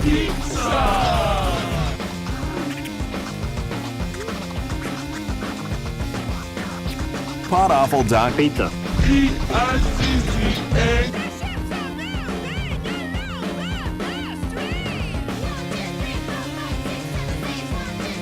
Okay, so join the Pizza Fund, PodAwful.pizza. Again, tons of free stuff. You can make a free account over at PodAwful.com. You get access to more stuff in our Discord as well that way. Check out the free shit. If you like it, subscribe, join the Pizza Fund. We don't use Patreon because I was banned. I'm not allowed to post most of my shit on YouTube because I was banned. I keep getting banned from Twitter. So if you want to follow along with what is going on and all of the 14 years of Pod Awful history, all of the old episodes, all of that shit, Go check it out. PODAWFUL.com, PODAWFUL.pizza. I saw Citizen M in the chat. He actually made part of that clip at the beginning of the show. He's got a funny comment here. He says, where did it go? He says, Jesse stole Red Bar's catchphrase for his theme song, but it's a great tune. So Citizen M is like Zen Rhino. He's this, take no sides. He's a double agent. He's playing on everybody. And of course, he's making a joke that, listen, this is something that needs to be said. I mean, this is something that needs to be addressed public. I don't know if I've said this on a show yet. I know I've said it on the internet. Red Bar's watching. That's the PodAwful theme song. It's been the PodAwful theme song for years. PodAwful's watching you. Troy Queso made the music for that. He's in the chat. Okay. Do I need to play the theme song? Listen to the theme song real quick, okay? Hang on a second. Or would you pay Jesse? It's been in here for years.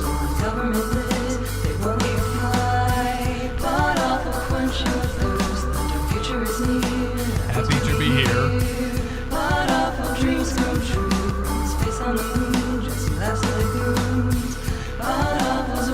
PodAwful's watching you. Or would you pay Jesse PS? Jesse PS. Of PodAwful. Of PodAwful. Do you know how bad Aaron Imholte would kill for Red Bar to say something like that about him, for him to clip? This Aaron guy is Red Bar obsessed. It's crazy to me. And again, Red Bar's watch this phrase. They started using this phrase long after it was already a PodAwful thing. It's crazy. It's crazy what gets stolen.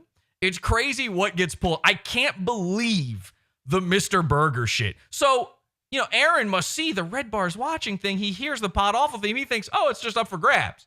Oh, I guess everybody's doing it, so I can do it too. He is a Red Bar super fan. Every time he talks about me, he brings up Red Bar, which is going to be very, very funny here in a second. Every time he needs to shit on me, what does he say? It's the same fucking lazy thing that everybody says, which is he's doing Red Bar. He's doing Red Bar. Oh, you're a shitty version of Red. What did Red Bar invent, by the way? Being Opie and Anthony? What did he invent? Being Howard Stern? Here's what I've taken from him. TV and clapping. I'm not allowed to do this, and I'm not allowed to have a television. Could have sworn the news invented that, and also TV. But no one's ever able to name anything. They just say you're doing a shitty one. I am watching this fucking Aaron guy. I'm listening to him. I don't know anything about Opie and Anthony.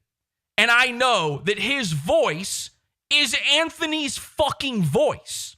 It's as clear as fucking day that it's Anthony's voice. So let me be clear about something. Because, listen, we need to get into the psychology of why people like Mersh, why people like Aaron all lick Red Bar's ass while Red Bar is fucking shitting into his diaper and pouring it into their mouths. There is a sick psychology there, and it's clout chasing. That's all it is. They look at Red Bar, they go, his show is big. He must be rich. I don't want to piss him off.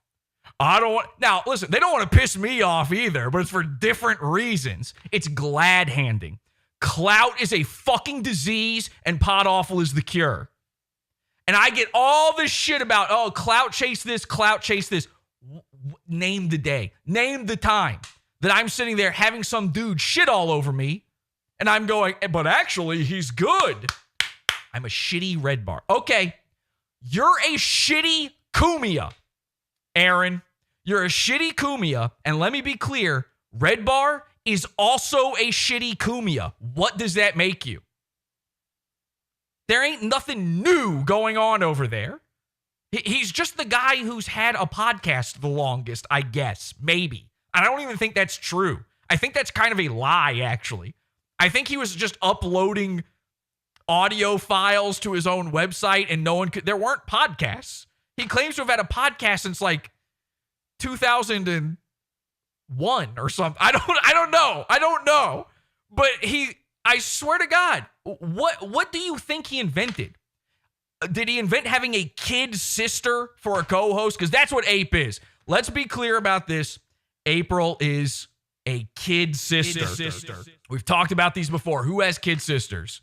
You've got Steel Toe, kid sister co-host. You've got Red Bar, Jules. Anybody remember Jules? I did not mean to press that, but fine. I'm a fag. I can't find my Jules thing. I do have a Jules one. Oh, well. I don't know where it is. Anyway, Jules. You've got Alex Stein. He had a kid sister co-host. We've talked about this before. You have a young blonde co-host. But here's the fascinating thing. Much like I don't know fucking anything about O&A, I don't know anything about Stern. This is why these things that you guys talk about don't interest me. Like, the people who sit there and like, you must know, you must have listened to it. It's like, wouldn't I have some sort of fascination with all these characters that all you losers are constantly wrapped up in if I had even an inkling of an idea of who any of them are? But I've got a guy a while ago who told me, like, yeah, I'm an old-time Howard Stern fan. And it's crazy because Mike from Red Bar, he had that year-long hiatus. And before the hiatus, he was Opie and Anthony. And when he came back, he was Howard Stern. And I was like, that's fascinating. I saw the comeback. What do you mean? I'm interested to know. He's like, okay, well, first of all, the city in the background. Howard Stern's studio has the same city in the background. I'm like, okay, tenuous. What else? He now uses Howard Stern's microphone. I'm like, okay, that's kind of weird. I mean, it's a specific microphone. Like, everybody's using these microphones. And he made a big deal on his first episode back about getting this microphone. I'm shocked Aaron doesn't have this microphone now. I'm shocked. And then I start thinking about it. What do I know about Howard Stern? And I go, well, he's got that gorilla he keeps in a cage across from him. He's got some sort of, there's a lady. Now, I know that the O&A guys, they all call a lady on a show a hole. But for some reason, Howard Stern gets to have a hole and no one seems to, I guess it's because she's some sort of talking gorilla. So I know he keeps her like over there. And I go, wait a second. He's got his talking gorilla, Jules, sitting off over there, and he now talks to her. Oh, he's got a Robin. He got himself a Robin. And all she does is detract. Everybody hates her. She drags the show down. She's constantly mentioning me, by the way. I get clips and links and people messaging me and saying, Jules brought you up. Jules seems to have a thing for you, Jesse. Jules keeps bringing you up. And I go, that's not... I mean, it's true. It is true. And I think it's because she knows at some point the man is going to expire. I mean, the milk has been in the fridge for a while now on that one. And I promised, I said, Mike, when you finally kick the butt, when the cardigan chokes you out and your safety shirt can't hold you up anymore, the weird shell you wear underneath your clothing, when it can no longer support your brittle bones, I will be there to take care of your kid sister. Jules will have a very comfortable hamster cage, a giant oversized. She'll have one of those, I don't know what they're called, the bottle that a hamster drinks out of. We'll give her a wheel, and she'll sit there. She'll power the moon base, and we'll keep her busy. Now, I only bring all of this up, one, because Aaron constantly talks about Red Bar to a bizarre degree. And again, not in a making fun of him way, in a praising way, in a please be my friend way. I bring this up because, as I mentioned earlier, April blocked me on Twitter. Now, I've already tweeted this out. I said, I will not only get April to unblock me, I am going to make April the new co-host of PodAWFUL. It's going to happen. PodAWFUL's watching you. Because here's the thing. I said earlier, Aaron is going to be watching this. Well, here's who else is going to be watching this. April. Hey, April, what's up? Listen, I don't think you're ugly. Everyone else on the internet's got a problem with your forehead. Not me. I think it's actually kind of cute.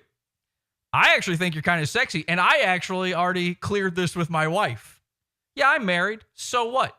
Doesn't mean you can't be my co-host. What if you sat there? What if I kept you in a cage right over there? Maybe down the hallway here. I don't know. You could just sit anywhere and I just talk to you. You just be my kid sis. Maybe something else could happen. I don't know. You know, I heard a little rumor, little bird got in my ear and told me that April and Aaron got together because April used to listen to Aaron on the radio. She was a fan of his radio show, and she would be sitting there working in her, toilet factory or whatever, working hard, listening to Aaron on the radio, dreaming of being with this slug of a human being. And I go, and I'm thinking to a lot of people must hear this story and be like, what the fuck? But then I think about my life and I go, wait a second, I'm punching way above my weight myself. In fact, my wife, half of my girlfriends all came from looking at me on the internet. Can you believe that? Me neither, but it's true. Having these microphones is disgusting. It wields way too much influence over stupid women. By the way, honey, I love you. I know you're watching this, but again, you cleared this ahead of time. So I just want to be clear. When I first made fun of Red Bar on the show, Jules was watching. And Jules was really watching. And Jules kept bringing me up. And Jules couldn't stop thinking about me. And as a matter of fact, I recently went on some, this insane bitch, like this complete BPD creeps show. Her name's Chunkles. And this Chunkles girl, bizarre, hideous woman. She's a human STD. I can't fucking get rid of her. I went on her show as a joke. I didn't even think she would be that mad about it. I said a couple mean words, and she hasn't gotten over it. It's been days, and she can't let it go. I even told her, like, I was kidding. I'm sorry.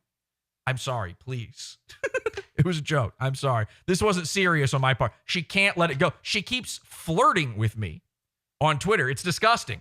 So here's what I would like to do. Here's what I want the audience to do. Clippers, clip. Shippers, ship. This has never been tried before in the history of podcasting, okay? This is real. I want you to start shipping me and April on the internet, on Twitter, on Reddit. Make memes in your Discords, in your creep secret Discords. I want you to make memes of me and April together. And April's going to see them memes. Even if she's got you blocked, they're going to get to her on Instagram. I want you to Photoshop me and her together, kissing, hugging. And that thought is going to start banging around inside her head. Now, remember, she had a boyfriend when she worked at the toilet factory, and she cheated on him with Aaron. Aaron, you don't think that can't happen to you? You don't think April wouldn't leave you for me? I mean, crazier things have happened. Number one, you managed to pull April. So while you don't, listen, here's what I promise you, April. In a world of us being shipped, okay? And again, this is a brand new thing. This is we're exploring unexplored territory, brand new, horizons here in podcasting. I want to be shipped with another man's wife. He was wearing the cuck comedian shirt, so we might as well do this, right? So April and I, we're sort of an item, all right? And April, here's what I promise. If you leave Aaron for PodAWFUL, not only, listen, if you don't want to be on camera, you got it. You can be in your Jules cage off screen. You don't want to do any mic work? Fine. You don't have to work. My wife has already said that you can sleep in our dog's bed, which is probably better than what you've got now. And this is the number one most important thing. I promise you, as your new husband, that I will never, ever, ever beg for money in front of you. Okay? Listen, even if someone was holding a gun to your head and they said the only way that I'm not pulling this trigger and obliterating the entirety of the skyscraper of skin that is your new wife's forehead is if you beg me for money right now, I would say, I'm sorry. I made my wife a promise and it's one I plan to keep. April, I think you're hot. The rest of the internet doesn't. And I'll tell you this right now, I've made my wife come at least one time. Maybe twice, okay? Because I think that's how having a baby works. So I have proof. So I just promise you, it will be a better life. Please, everybody in chat, everybody out there right now, start shipping PodAWFUL and Ape.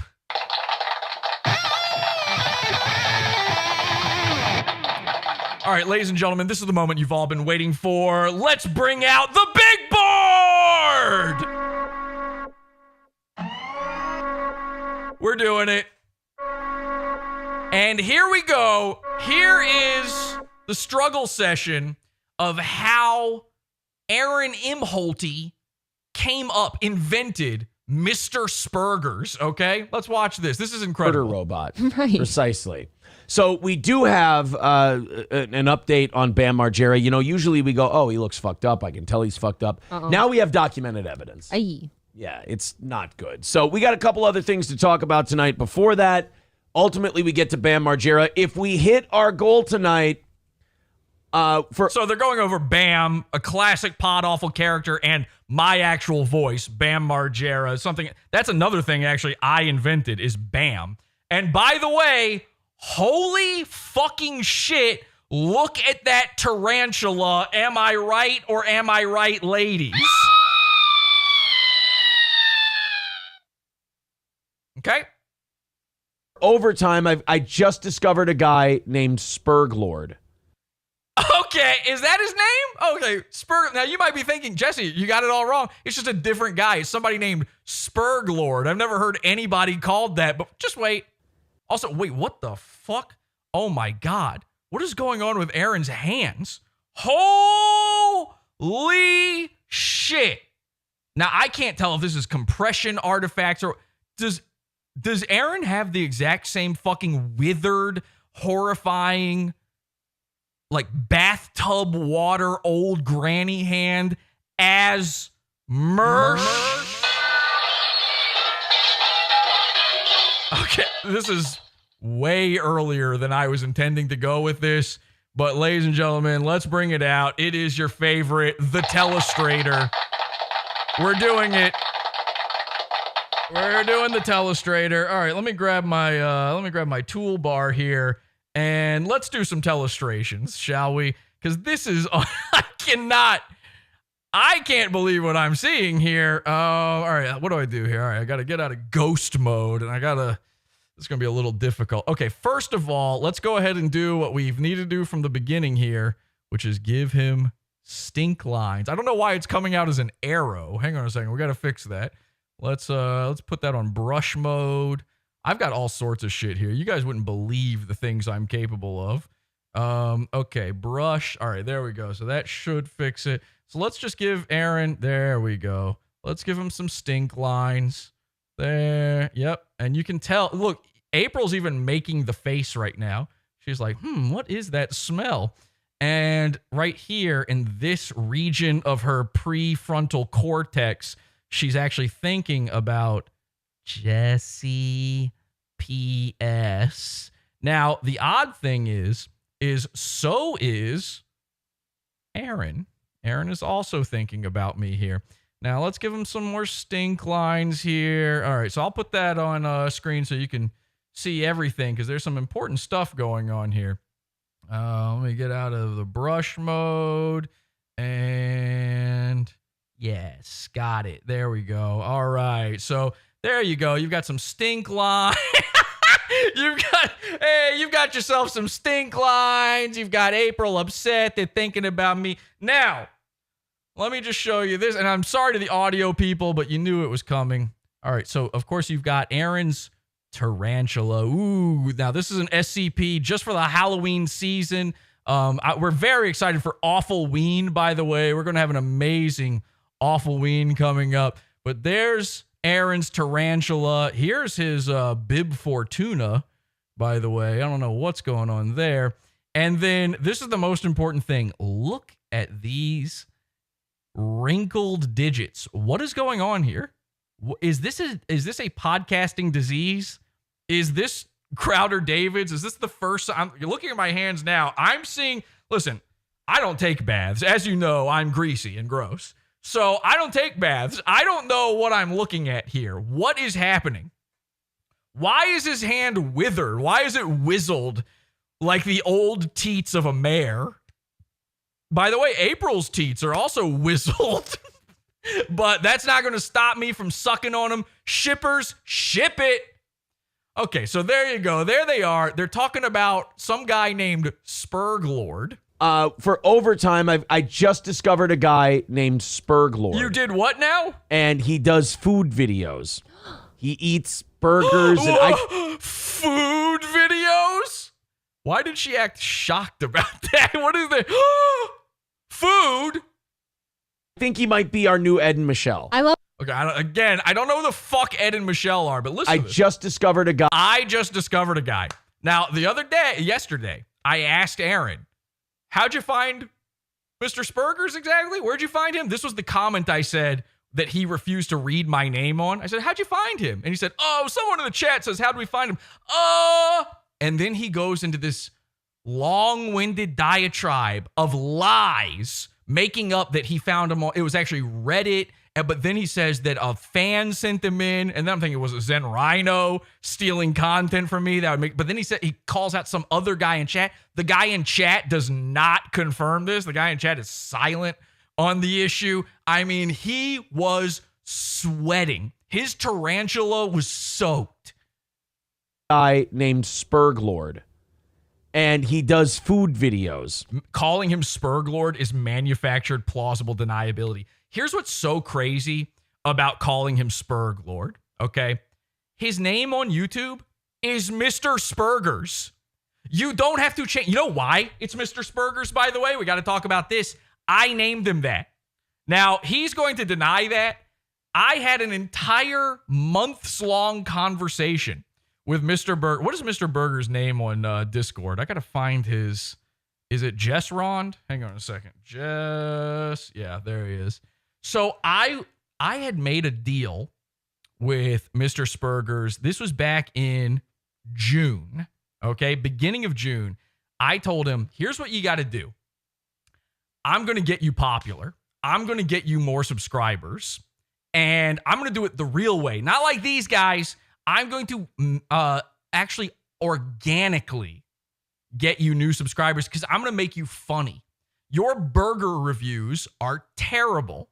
And I know exactly what to do, but I need you to do one thing. He and I have been fighting over the name Mr. Burgers for years. Now, of course, the first thing you do, when you see an autistic guy on YouTube who reviews burgers, the first thing you do is call him Mr. SPERGERS. It's right there. So if you're calling him SPERGLord, you have something to hide. You don't need to, it's fucking putting, a hat on a hat at that point. How much more autistic SPERGLord? And by the way, he's spelling it wrong. SPURG. This guy, we know this guy is autistic. You can just straight up call him that. I am the FBI. You will all die. Fuck you, fuck you, fuck you, fuck you. Ah! Ah! So he and I have been locked in a battle for 3 years over who owns the name Mr. Burgers. I told him, turn your channel into Mr. SPERGERS, and I'm going to come up with all the things you need to do to get popular, okay? Which he agreed to do. I sent him a list of the things. I was going to edit his videos for free. I'm going to show you the results of that in just a bit here. But first, I want you to see their fucking shitty coverage of SPERGLord, the new name that I just discovered and invented for Mr. SPERGERS. He eats burgers, and I think he might be our new Ed and Michelle. I love a food video. He's remarkably autistic. He has crazy Asperger's. He's high energy as fuck, and he can't control himself. I'll watch that. And we're going to watch that for... Yeah, you're going to watch it because he's going to play it, and you're stuck there. What are you going to do, April? You're going to run away? You're not allowed to leave. Not until you come into my arms. And I do mean all of those words. For time tonight. They put it on r-cringe, like, get a load of this guy, and I watched it. There's so many people on that cringe. Oh, my God. Oh, my God. That hair. Holy shit, dude. What are you doing? Fucking shave your head at this point. That is a travesty of nature to even... April, I promise you, I will never have tendrils. There will be no part of my hair that ever looks like part of a trap door invented to snare you. I will never have a Venus flytrap for a Norwood. I promise you. This is one of the sickest things I've ever looked at in my entire life. April. Listen, honey, I'm going to take you to a beautiful hairstylist. They're going to figure out what to do with you, aka part your hair down the middle. Okay, that's it. That's it. That's your only flaw is your hair part. and you will never, ever have to look at this Tangela again. I promise you. Reddit where they put them up to mock the guy, and I'm like, no, this guy rules. This guy's really awesome. Right, you guys are being too serious. Yeah, this guy's the best. I don't want to hear, by the way, that he's replacing Ed and Michelle, but we can supplement. Is that okay? Okay. I'm sorry. Okay, we don't know what that means. So let's do this. Let me skip to let me skip to the next timestamp here. We're gonna find. Now I gotta type in fucking SPERGERS, I guess, to even find their coverage of him. So they're teasing him for overtime. You gotta pay to see this guy. Okay. Let's see if we can get that up here. Me too. Can't be a hate crime now. God, it's just so gross. All right, guys, coming up, we've got, if we knock out tonight's goal, we've got SPERGLord. I called him SPERGBurger earlier. Yeah, well, both are wrong. This shows you everything you need to know. The guy doesn't know anything about Mr. SPERGERS. This is just stolen he needs to fill time. And he goes, what do other people pay for? What do they pay for over at PODAWFUL? Oh, he's got some shit on this guy in his pizza fund. Okay, people will pay for that. He doesn't get the only reason Mr. SPERGERS is good is because he threatened to murder me. There's nothing else to him. You can't be an outsider and make Mr. SPERGERS funny. Some SPERGLord. We've got this new guy, SPERGLord, who I found, and hey, I found him. He's brand new. The internet's never heard of him before. He's got a Kiwi Farms fucking thread that he made for himself. Cringe was trying to make fun of him, and I watched him do a burger review, and the guy fucking rules. He's sitting at a restaurant trying a burger, and he's just the most awesome Aspergery guy. Asperger, Aaron, you have a centipede for a hairstyle. You can't. And I know people out there will be like, Jesse, what about your hair?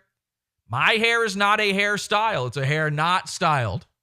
It's not a haircut. It's a hair not cut. This is what all people are supposed to look like in the eyes of God. Okay. I think I've ever seen. Cutting your hair is actually a sin, and you are anti-Christian. And he's going to join the Ed and Michelle. I just realized, I just had a flashback, an acid flashback to 6th grade, because I just realized what this fucking shirt is that Aaron's wearing. This toe has on a wrestling t-shirt. When I even get to the stuff that's going to sicken you the most, it's going to blow your fucking head off. Okay? Because again, my plan was to act like I like these guys, and then I had a big finale. I had this big finish I was going to do that was going to ruin them. Well, guess what? We saved the big finish. It's still happening. Gallery. I'm going to ruin their show. I am going to ruin their show. There's no more Steel Toe after tonight. I hope all the Steel Toe people out there, sorry to Patrick Melton, sorry to the Onions guys.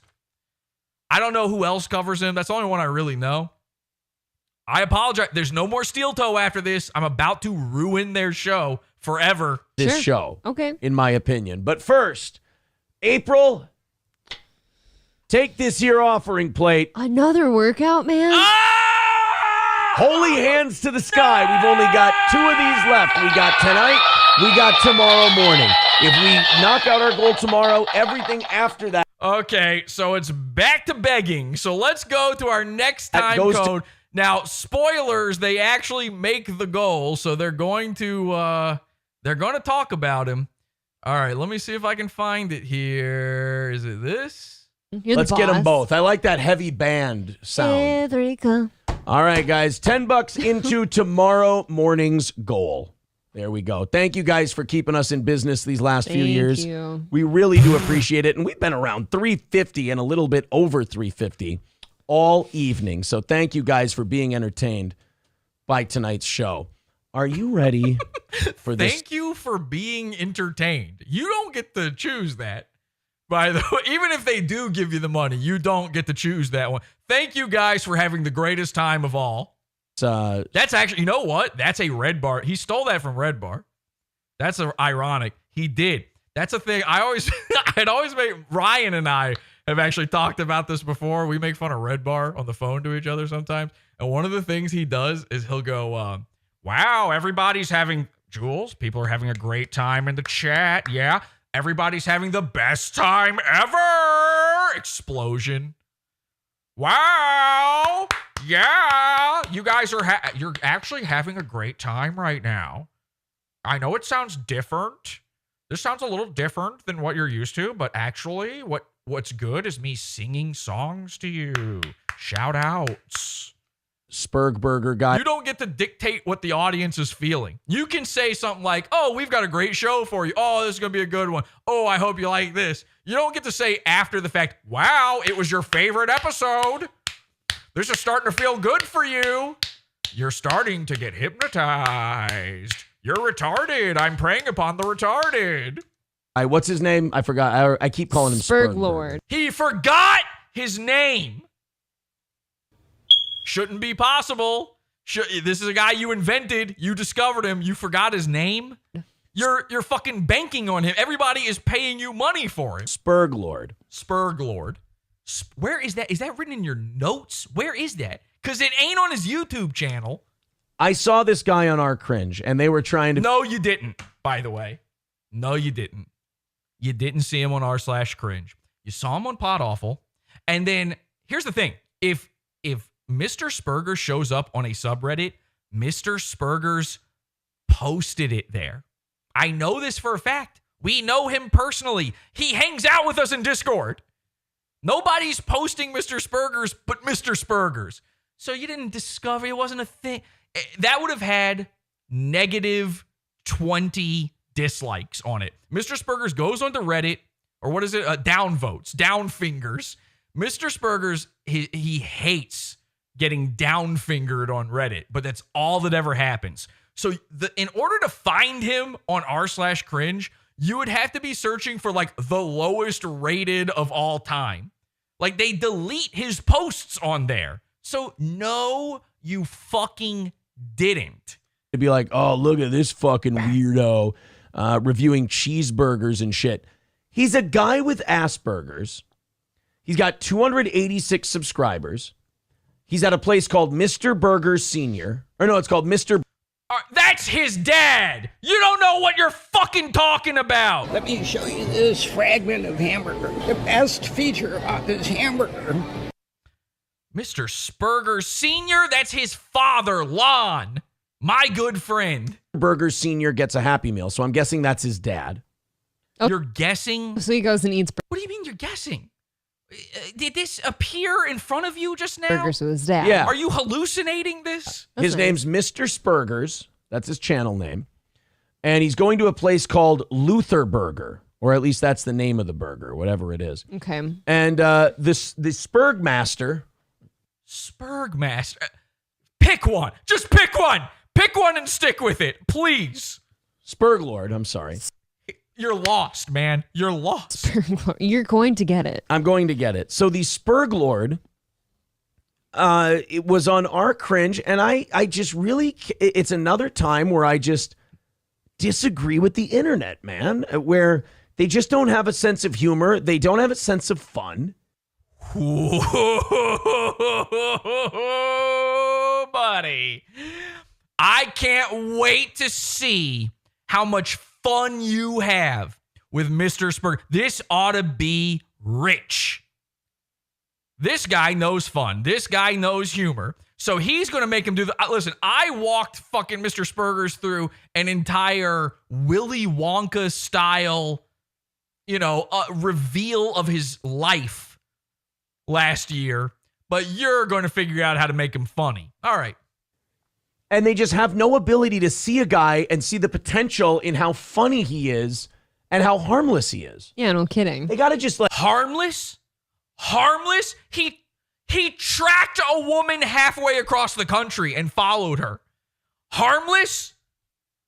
Who the fuck are you talking about being harmless? I am the FBI. You will all die. Fuck you. Fuck you. Fuck you. Fuck you. Ah! Ah!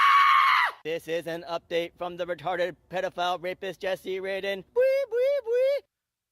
Like shit on guys for the wrong reasons. They're like, oh, look at this guy. He's got Asperger's. Fuck him. It's like, you're not a funny guy. Like you're just. So, okay. Now this is fascinating. Who are you talking about? Who's making fun of him this way? r/cringe? Are you kidding me? You think you wouldn't get banned instantly on Reddit for making fun of an autistic guy? Who do you think is running Reddit? So who do you mean? Who's making fun of Mr. SPERGERS that you definitely don't know anything about already like that? It's kind of intense and mean. If you have Asperger's, aren't you a little down on your luck compared to like somebody without them? It's like it's a high functioning level of autism. You're basically making fun of an autistic person, by the way. Yeah. Just for being autistic. Yes. By the way, Mr. SPERGERS claims he does not have autism. Mr. SPERGERS says he's not autistic. So you are actually very mean for saying this. You're way meaner than me. I'm just making fun of him like I called you autistic. Mr. SPERGERS does not have acting like he can't handle himself because you've chosen to diagnose him. Are you insane? Dr. Imholte, paging Dr. Imholte, you're needed at the Luther Burger and Orange Milk worst Mr. SPERGERS video of all time. This is the video he picked. Wait until you see this video. Yeah. You can make fun of autistic people. I have no problem with that. But not for just the autism. Yeah, you can. And by the way, you should. You know what happens when you don't? Chris Chan managed to go 25, 26 years without being made fun of. And look what happened. Okay? People have been trying to make up for that for a long time. Didn't take, by the way. He's free. He's free, and no one's heard from his mom.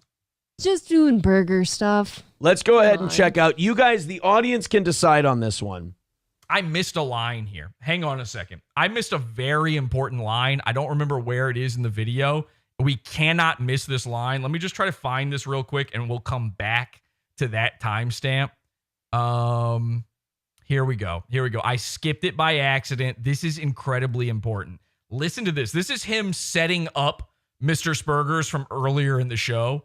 Watch this. This is the smoking gun. And he does. Tell me, he's going to try to claim that he doesn't know Mr. SPERGERS from PODAWFUL. Watch this. Food videos. He eats burgers, and I think he might be our new Ed and Michelle. I love a food video. He's remarkably autistic. He has crazy Asperger's. He's high energy as fuck, and he can't control himself. Oh. Now, do you see the way? I mean, there's little subtle things going on here. First of all, do you see the way he's looking over at April while he's saying this? There's a sinister, like almost scared look on his face. He might be our new Ed and Michelle. I love a food video. He's remarkably autistic. He has. Why is this like? This isn't what these guys do. This is what I do. This isn't what you guys cover. So why is it? Oh my god, he's autistic. Can you believe it? Crazy Asperger's. He's got crazy Asperger's. Now listen to this. This line floored me.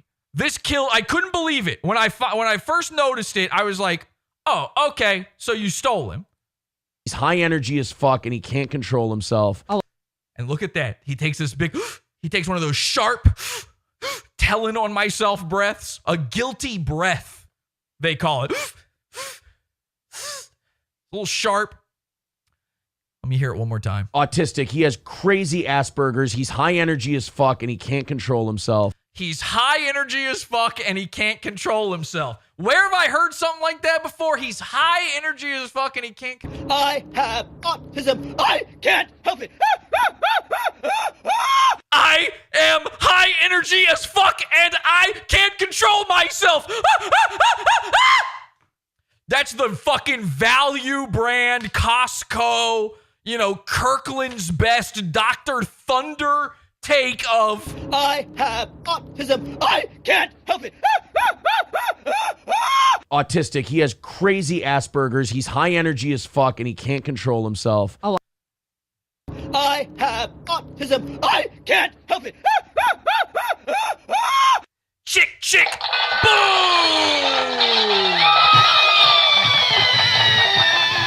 Bang! Bang! Smoking gun. There it is. telling on himself. So here's what I'm going to do. I'm going to play the fucking when he's going over the video, okay? And I just want you to enjoy these humor lords going over Mr. Spurglord, or whatever the fuck they're calling him now. Watch this. Person, by the way. Just for being autistic. Yeah. You can make fun of autistic. Whether this is another Ed and Michelle, this is Miss. Pal. Appreciate that, buddy. We're 15 ahead for tomorrow with Corey. All right. Let's check out Mr. Spurgers having burgers. There's his dad. What the fuck is going on? Oh, I opened his channel and a video just started auto playing. Okay, well now we can go into. I like that little moment too, because then you see. Look at this. Video just started. So he goes to the channel and you see the videos on Mr. Spurger's channel. There, you can see all of his tabs open at the top. There, it's very revealing. And if you look at these videos, I want you to go back. This is from 2 months ago now. I didn't know this was happening, so who knows? I think these guys are stealing Tom Gully from me, by the way. There's been these weird callers into Tom Gully who suck, just like the Mr. Burgers prank calls that fucking sucked. I think they're sending over. This is bait. It's gotta be bait, but I gotta put an end to it right now. Sorry. I'm not gonna let you take them. I'm not gonna let you get away with it. You gotta get spanked. You thought you were immune. I gave you too much leeway for too long, okay? You took too many chances, too many liberties. So if you look at these videos here, go back through and find these videos that you see on screen in Mr. Burger's videos, and you'll see in these, number one, none of them are watched. There's no watch time. There's no red bar. Wait a second, Jules, at the bottom of these thumbnails. So he hasn't watched any of this other stuff. And why would he? Because if you read the titles of some of these videos, they're PODAWFUL references, okay? So I'm going to skip ahead here just a little bit more because there's copyrighted music in this shit. And just random people. All right, so here we go. Okay, he's wearing an Eggo home-style shirt. I love it. He's wearing an Eggo home-style shirt, and he's going to have, that looks like a McDonald's burger. Yeah, that's a McDonald's double cheeseburger. He brought in a double cheeseburger to have. This is a guy who has videos of himself taking his clothes off in front of children at the park. Here's the video they chose to play. Have with his sugar donuts. So the Spurg Master, the Spurg Lord, is going to have 2 raised sugar donuts. Yum. His name is on screen.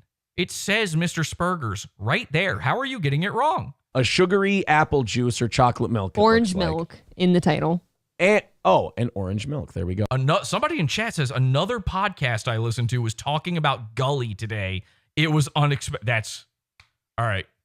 Okay, we may have to go to war on this. Maybe this should have been a world war. Actually, you know what? I know I said we would never do these guys again. I may just have to pull out all the stops now because I've got an idea for something. There's something I want to do. I've got an idea for it. We might have to do a world war on Steel Toe. That's deep in the PODAWFUL Pizza Fund. That's a high level fucking tier 0 operator level of the Pizza Fund. We might have to do it because I'm getting sick of this shit, man. I really am. Go. I got to hear it all the time. I got to hear it from people. Oh, this what you do is this. This is straight up. This is smoking gun evidence. I mean, it's there. It is plain as day. It's happening. I can't take this shit anymore. And he's going to have a Luther burger, but it looks like a McDonald's double cheeseburger. Maybe that's what they call it where he is. Let's check it out. This is the Spurg Lord, and I think you can just look at him right now, and his face says high strung. He's cute, right? He looks harmless. Are you insane? He looks harmless. This man tried to kill me. The cheese test.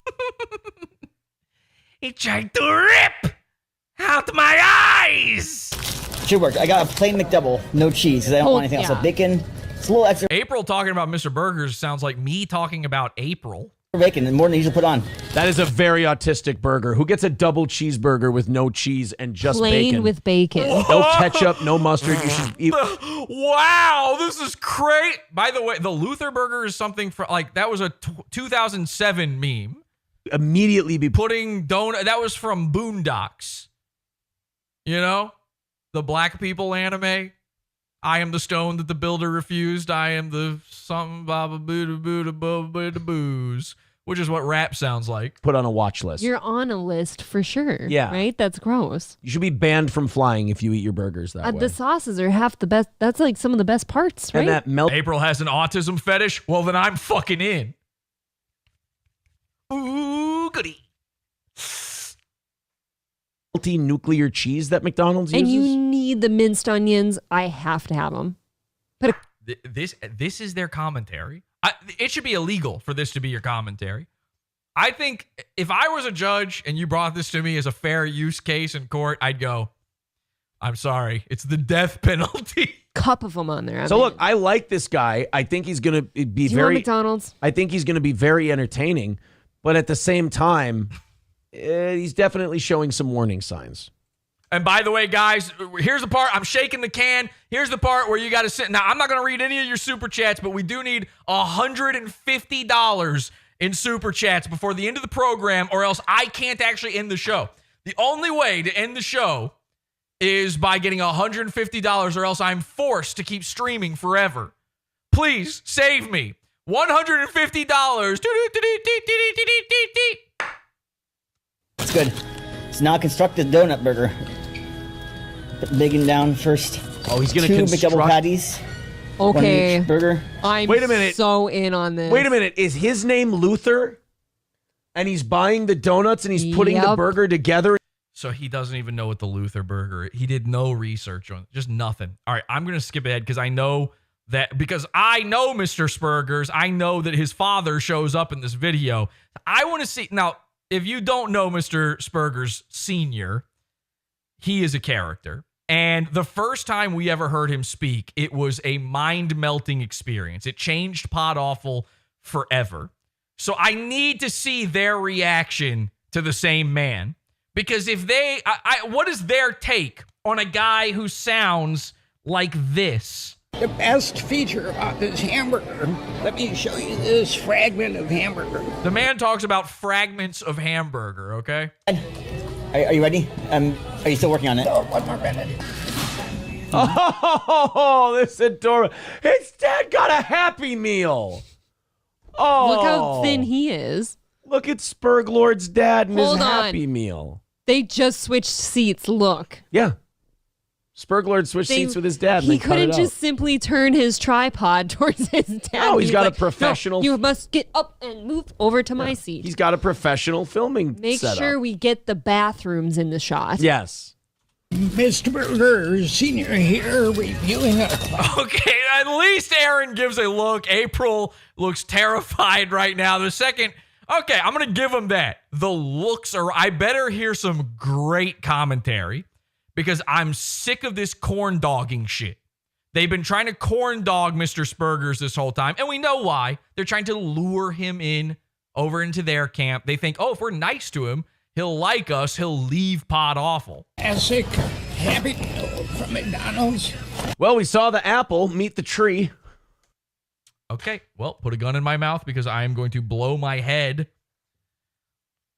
off of my neck into a cloud of blood.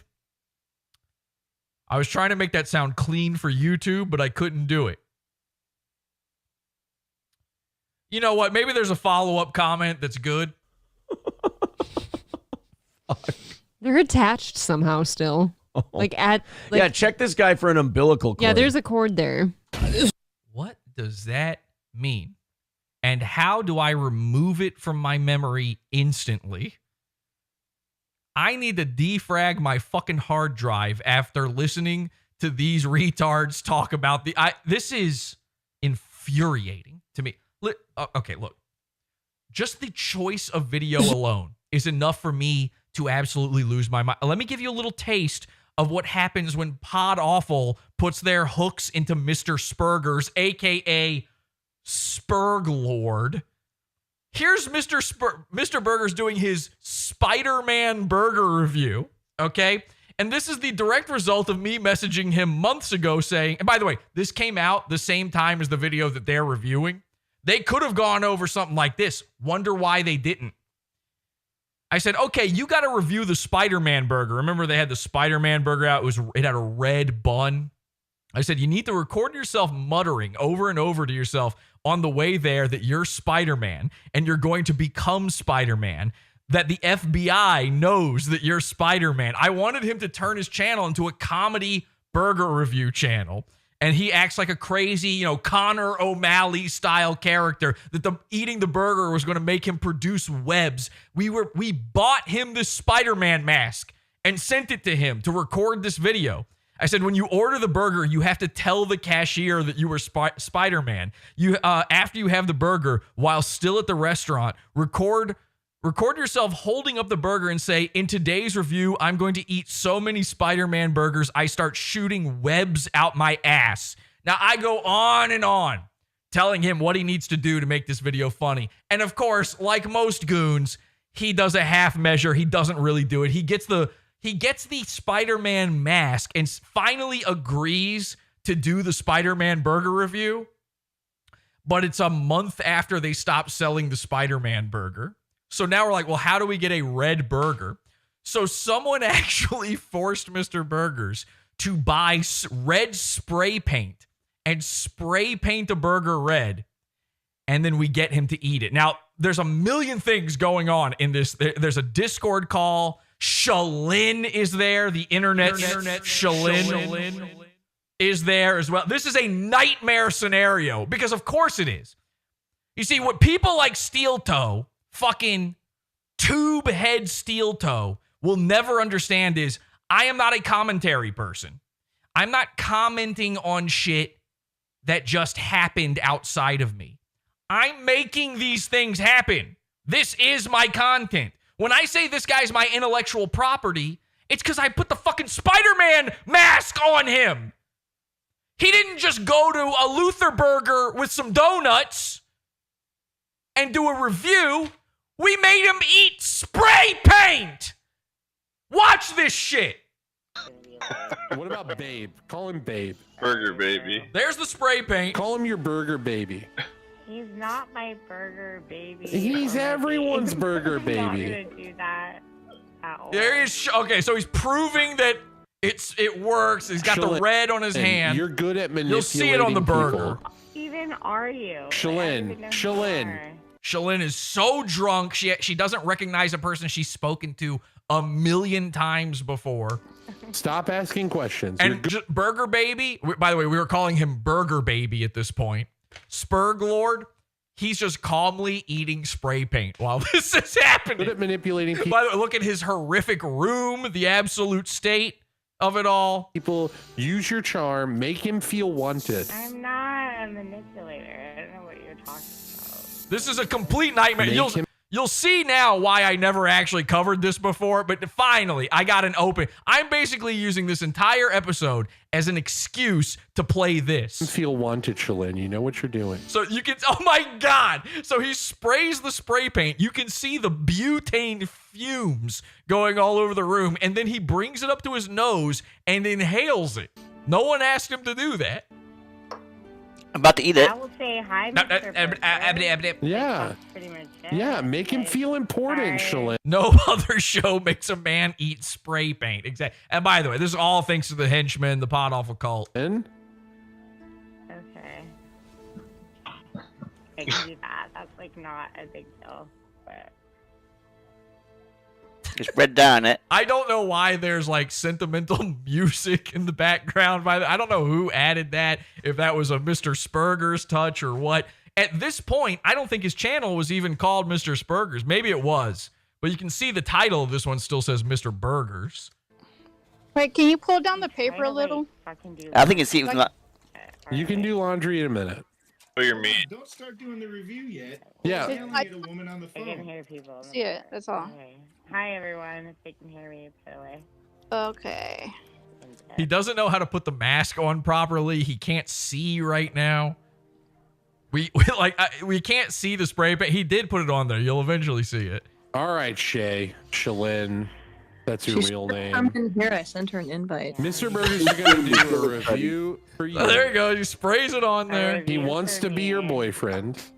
This is for you. Boyfriend? That's him a boyfriend. He is going to be your Spider-Man in this burger review. Burger Man. No. I need you to watch it all the way through, and then Burger give him a Man. compliment at the end, Shalyn. Or I swear to God, I will call you nonstop through the end of the night. I swear All right? to God. I don't want to will be a give distraction. compliment because I it don't is want Mr. to listen to me. Burgers. Stop talking. I don't want to be a distraction, so I'm going to hang up. I will give you a call as soon as the show is over. Okay, she hung up. Let's go. Should I eat it now? Everybody mute. Everyone mute. Go ahead, Mr. Burgers. All right. Kind of hard to see this mask on.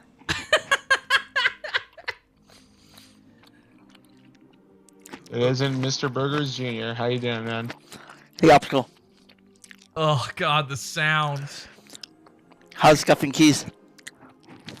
See, here's the thing. Here's the beauty of this. I technically don't even have to do commentary over this. I made this happen. This just is my content. I'm good right now. I think one of my presents is coming to you early. Shut the fuck up. He's doing a burger review. Shut up. I'm gonna kill you, operative. Ugh. I wonder if in the steel toe one, if you could even hear him chew this well. How's the burger? I doubt it.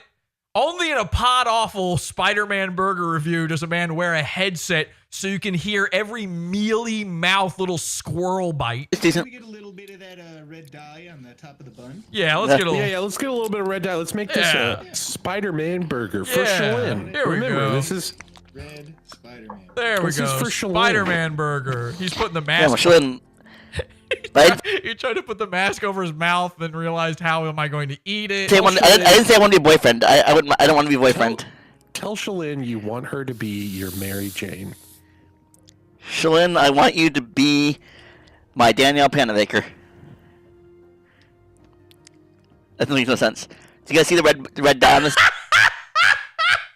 So this burger has now been murdered. Thing. That is not ketchup, folks. That's high Hold up the praise burger. It looks great. It looks, it looks great. He can't see it, by the way. He's blind right now. That Shut up. Shut up. Jason reboot. Shut up. Didn't she? And then they never made another one. I thought that one was okay for what it was. Steve Miner came back on board. Shut up.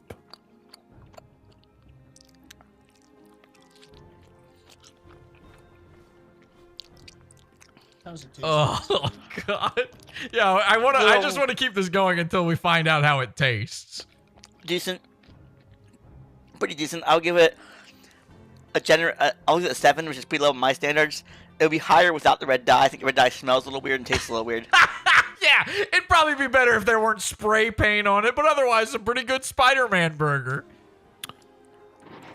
All right, I've got a question for you, Mr. Burgers. I have an answer, potentially. Imagine the same burger, but Shalyn sitting across from you enjoying her own burger. How would that change the rating? Does Shalyn smell bad? Or she smell okay? No, Shalyn smells great. She stinks like ass. Kind of like cigarettes and... Oh, cigarettes. That makes it a 4. I don't know, but it's 7 right now. If Shalyn was there and then we were talking on a date, that'd be like an 8. It's an improvement. Yeah. Ugh. Okay, I can't. All right, there we go. There you go. That's good enough. Good enough. I can't listen to any more of those mouth sounds. It's honestly... Whoa, that was weird. I said honestly at the same time as Mr. Burgers. So obviously, Aaron's cope about this is going to be that he doesn't watch PODAWFUL. He's never seen Mr. Burgers, blah, blah, blah. I feel like we already have the smoking gun. That's me personally. I think we already figured it out. But I'm going to give him the benefit of the doubt, and let's just hear him out a little bit more. Let's hear what he's got to say. Maybe he's never seen PODAWFUL before. Maybe we need to go over the evidence. It hasn't mounted quite yet. Let's take a look. Sue Blanton says PODAWFUL is greater than Revenge of the Sis. Okay, so here's the Mersh effect in full effect. This is from June, I believe, of last year, okay? Someone in his chat, he's talking about Revenge of the Sis and how he loves Mersh, and here's his reaction. Sue Blanton says PODAWFUL is greater than Revenge of the Sis. Oh, fuck. I don't know what PODAWFUL is. Nobody does. Okay. But I gotta say this. I saw a clip of nobody. By the way, saying nobody knows what PODAWFUL is when you are steel toe is like saying nobody knows what, sunshine is, or the sky, what color the sky is when you are Bahoozafoot, the Mayan and Incan elf of Nottingham. I don't know what any of that means, but it's a pretty good analogy and pretty accurate. I don't know what PODAWFUL is. Nobody does. But Nobody does? So then why are you so angry about it? Well, nobody. Your response should be, huh? Or maybe, what? I gotta say this. I saw a clip of PODAWFUL today. I was watching something. That is nobody knows. I was watching him today. The worst fucking show I've ever seen. Okay, are you sure? Because, one day you might want to steal all my content. It's this spindly little nerdy guy. Aaron, please do not make me zoom in on your hair again. I cannot look any deeper into that tarantula. Not before Awfulween. We're going to have such a kooky cast of spooky characters for our Halloween shows from now. We've got a Frankenstein. We've got a Bone Eater. We've got ghosts and spooks. We have an SCP, and now we have a Spider-Head man. That's crazy, by the way, that Mr. SPERGERS is a Spider-Man, and so is Aaron. Maybe that's why he was drawn to Mr. SPERGERS. Okay, so that's his opinion of me then. Now, that's fine. That's all fine and good. Oh, he's got bad things to say about me. Oh, my feelings. Wait. Who I believe he's trying really hard to be Red Bar. Oh, okay. Yeah. Trying really hard to be Red Bar. Okay. So then a crazy thing. Now, these were all sent to me within the past day. I didn't know that these clips existed. All right. I knew about the Alex Stein stuff, which I'm not going to go over, by the way. I don't find it all too exciting. But I didn't know this existed. Steel toe, the lowest of the fucking low, the nothingest of the nothing, interviewed the only thing I've ever seen that's ever existed that's lower than steel toe. That's right, ladies and gentlemen, it's Cog.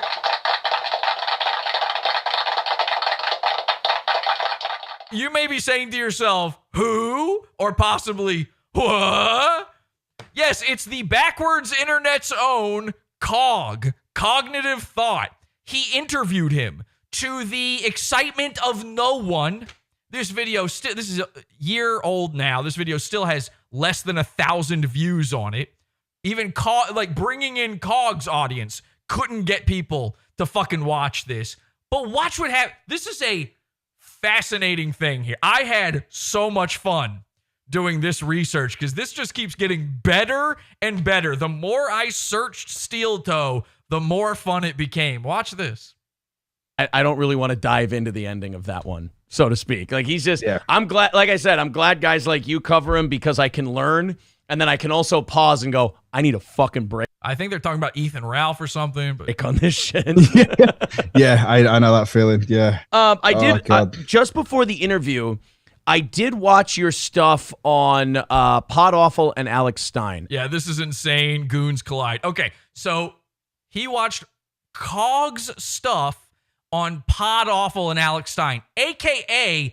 Cog stealing an entire episode of my show. The first episode I ever did all about Alex Stein and how much Alex Stein sucks. And somehow, Aaron saying, I went from the worst show ever to like, PODAWFUL's great. PODAWFUL's attacking Alex Stein? This rules. I did watch your stuff on PODAWFUL and Alex Stein, and I found it very, very interesting. Now, this is an interest. Now, there's no world where you find Cog's coverage of PODAWFUL before you find PODAWFUL itself. It doesn't make sense. That would be a backwards internet. Interesting collision. Jesse from PODAWFUL and who? And also what? And Alex Stein, because I watched the CPAC thing that he did recently with the Vice chick, and I thought that was kind of weird. It was kind of I got a weird vibe from. He's talking about Alex. That video. And then I watched your stuff with the Jesse from PODAWFUL, Alex Stein stuff. Where are you at on his stuff? He sat there silently watching my show. There was no Cog stuff. Cog every once in a while interrupted to read people's super chats and to eat Wendy's into his microphone. I think Aaron has a fetish for burger eaters. on both of those guys? Because, again, I probably watched like 15, 20 minutes of PODAWFUL before. Clip Cope, you ready? He seems like he's kind of a character. He seems like a little more high energy Red Bar. Every time. Got to give the love to the bar. Almost. He ain't gonna kiss you. There's no world, Aaron. You're never gonna make it there. You're never gonna get into that echelon. You will never be equals with your guy. Ever. And he did this stuff with Alex Stein. You're a good judge of characters like this. Who's the who's the heel and who's the baby face in this program? Okay. Fucking brave, bold, brash move using wrestling terms to a UK man. And by the way, if Cog knows what a baby face and a heel are, then Britain is fucked way harder than I ever imagined. I assume they don't know what wrestling is. That's a weird thing to do. That is a bizarre turn of phrase to use against a foreigner. And that isn't against. It's an attack on a man's senses when you start talking about kayfabe and shit to him. I think the way I see he has no idea. He's stumbling. This is the way Cog talks all the time because he never knows what he's fucking talking about because he's retarded. But actually, that's not factually correct. I don't know if you've ever seen the Chud Jack, I think it's called. You know, the meme face guy, but it's Cog. That was me. I did that. Thank you. Face in this program. So he's going to stumble over his words because he has no clue what Aaron just asked him, and he's just going to answer something else. I don't think UK fave. Very good, Ray. I think the way I see it is like PODAWFUL's a person who I think he's entertaining to his audience, but I think someone said which is really the best thing to be when you have an audience. You want to be entertaining to them. I don't know, like, what does that even say? Most people are entertaining to their audience. That's what makes that audience theirs, really. But Cog actually says something here that floored me. Okay, watch this. I think the way I see it is like PODAWFUL's a person who I think he's entertaining to his audience, but I think someone said this perfectly in my chat, which was, it doesn't matter what. Oh, okay, this is not a Cog original thought. What show he's on, he's doing everything for his audience. So he could be on your show, but he's not doing it for your audience. He's doing it for his audience. So he will come on and play a troll and do that, but it's for his audience.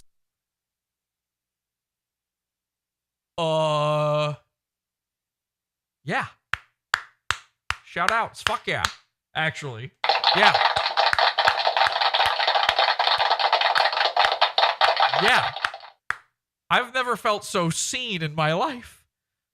Wait a second. Cog has me figured out? What is this world? Yes. Yes, that is exactly right. What is happening? Hang on a second.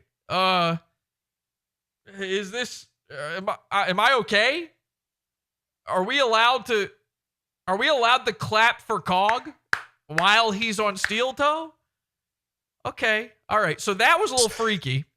To be honest, it moves kind of on from me. They just keep talking about Alex Stein at this point. Now, here's the funny thing that happens. So after that, Aaron watches my whole episode about Alex Stein, and Aaron all of a sudden likes PODAWFUL now. He does a whole video. I'm not going to play it for you. He does a whole video about how I took down Alex Stein, and it was brutal, and how he hates Alex Stein. And then Alex Stein got the most famous that he's ever been.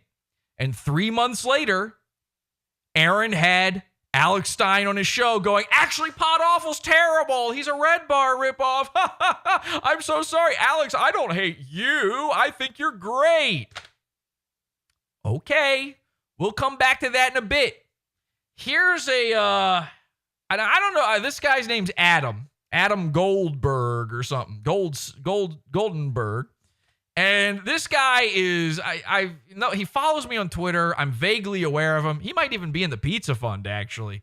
He does a little interview show thing. This is my first time seeing it ever. I've never watched it.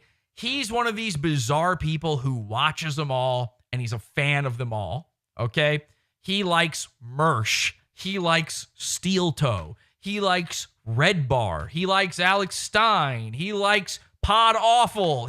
He likes all of us. We're all, so, you know, this is a guy, and I've never said a mean thing to him before. I don't know anything about him. This is a guy who has a broken baby monkey brain. He shouldn't be trusted around children or animals. You gotta make sure he's not eating dirt or trash at any time. You shouldn't be able to function like this as a person. He probably likes Patrick Melton. I don't know who else he likes. He likes them all. Everybody's good. And by the way, not in a clout chasing way either. In a, like, he's sincere. This guy is fine. There's nothing wrong with him. It's just, you know, heavy machinery, tools. Watch out. So he interviews Imholte, and I come up. I'm one of the topics he has prepared. And this interview fucking floored me. Now, Aaron can talk all the shit he wants. Aaron can say he never watched PODAWFUL. Thank you, by the way. I can't remember who sent this to me. I think 2 people sent this to me, actually. Thank you to the people who sent this to me, because this video changes everything. Watch him try to wiggle out of it after I play this. Of it, you know, that's nothing nefarious. I don't dislike Mike David. I hope he heals. And so, of course, they're talking about Red Bar. The beginning of the show. This is actually, I watched a little bit more of this than just the part about me. And he starts off this fucking 2-hour interview or whatever, asking Toe about Red Bar. You know how embarrassing that would be? So you get a guy on a show and you go, hey, what about this other show? And the entire interview is Goldberg asking him about other shows, because Steel Toe is just that boring. There's nothing to talk about with Steel Toe. Steel Toe is nothing. There is no concept with, he's asking Steel Toe about bigger shows than Steel Toe. I hope he gets better. I hope his show stays successful. I love him. I want to eat out of his diaper. Just not my thing anymore. That's all. I don't know why I don't like him now that he makes fun of me all the time. Well, oh well. I mean, he looks like shit too, so he can't be. Oh, you're crumbelievable. I have autism. I can't help it. Doing well. Yeah, he doesn't look good, but I hope that changes. So I was going to ask you. You hope it. You hope he looks hot soon? What do you mean? About another person, Jesse PS. Jesse PS. Hello. This is another personality. I really enjoy watching his content. Yeah. I mean, he's somebody. He should be in fucking Hollywood.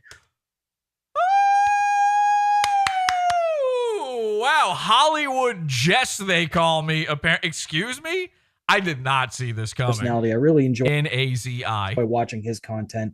Yeah. I mean, he's somebody. He should be in fucking Hollywood. Like, well, call me Mr. Cinnamon. Peacock, here I come. Wow. Adam, thank you. You are a retard and you eat out of the trash, but thank you. He should be a Hollywood producer. That kid's got some talent. A Hollywood producer? Hold on a second. I'm not heading to the island anytime soon. By the way, is he copying me? He's on the moon. I just realized. Wait a second. Is this kid copying me? Why has he got a moon background? What is going on with that? Yeah. I mean, he's somebody. He should be in fucking Hollywood. Like, he should be a Hollywood producer. That kid's got some talent. Is he saying I'm Jewish? Is this an insult and I don't get it? Wait, he said I have talent, though. Yeah. I mean, he's somebody. He should be in fucking Hollywood. Like, he should be a Hollywood producer. Okay, now look at Aaron. Aaron is put in a tough spot here. Okay, watch it. Watch Aaron's face. His content. Yeah. I mean, he's somebody. He should be in fucking Hollywood. Oh, you see him look over to the left there? He's like, wait, this isn't going the way I thought. Wait, you're saying he's good? Uh-oh, I've been saying the wrong thing. Like, he should be a Hollywood producer. That kid's got some talent. So I'm thinking Aaron's going to be like, yeah, agree to disagree, I guess. Whether you like him or not, Yeah. whether you think he goes a little bit too far. I mean, he's definitely a character, but he's got a hell of a lot of talent. Why don't... And by the way, all of these things are, we tested that. We put this to a polygraph and a Richter scale for some reason, an Andy Richter scale, and it came up true and also Swedish German. You think he's more popular than he is? I feel like he should be way more famous. True. So, by the way, So true. Wow. Unbelievably based and red-pilled of you to say. Because he starts shit with everybody. Okay, fair. Fair. Accurate. Yeah. Yeah. Uh-huh. I mean, that's just the long and short. People get their feelings hurt. I've thought this about Jesse PS. You've had thoughts about me. Weird. Who? The show you've never watched? Okay.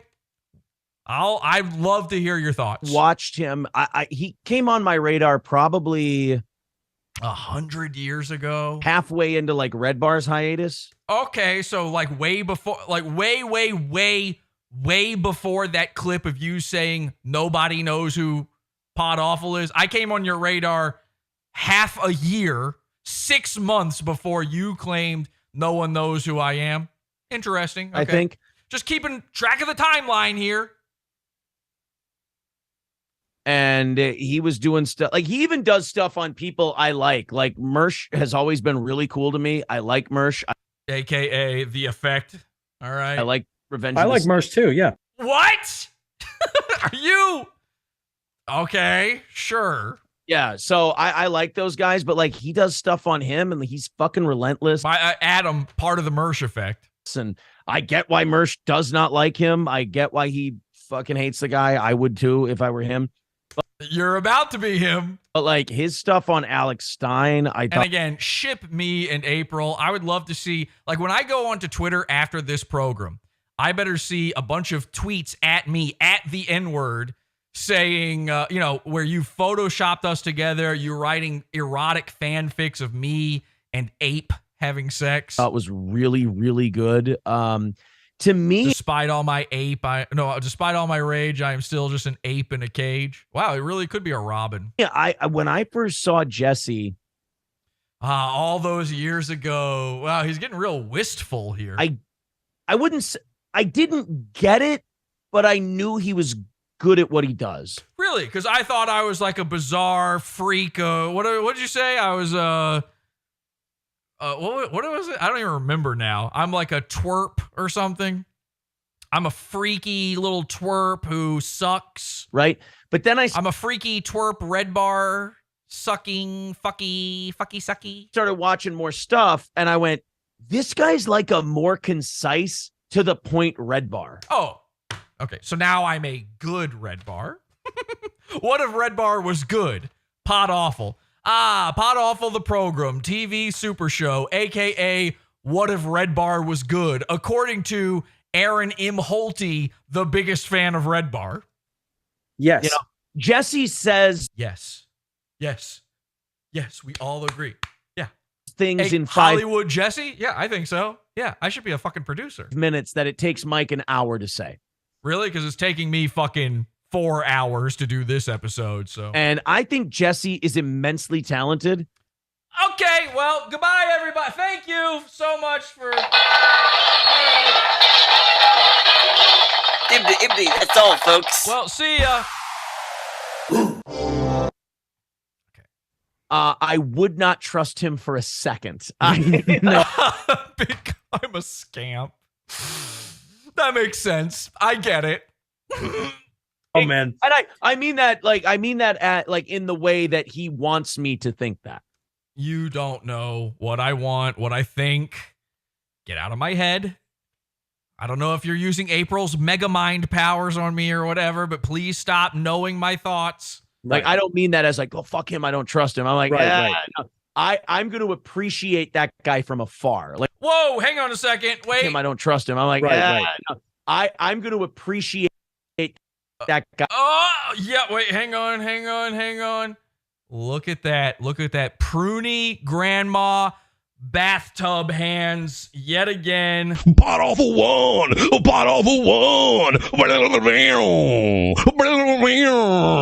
Ding, ding, ding, ding, ding. Ding, ding, ding, ding, ding.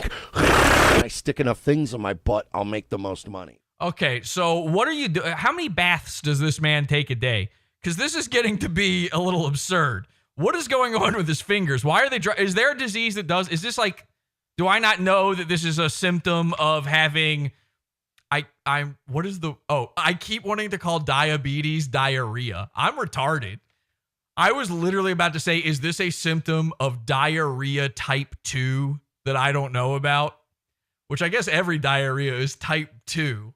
Guy from afar. Like if he wanted if he wanted to do something with me, I'd be like, look, dude, I wish you nothing but success. I hope you do really well. But like, I'm not gonna walk in.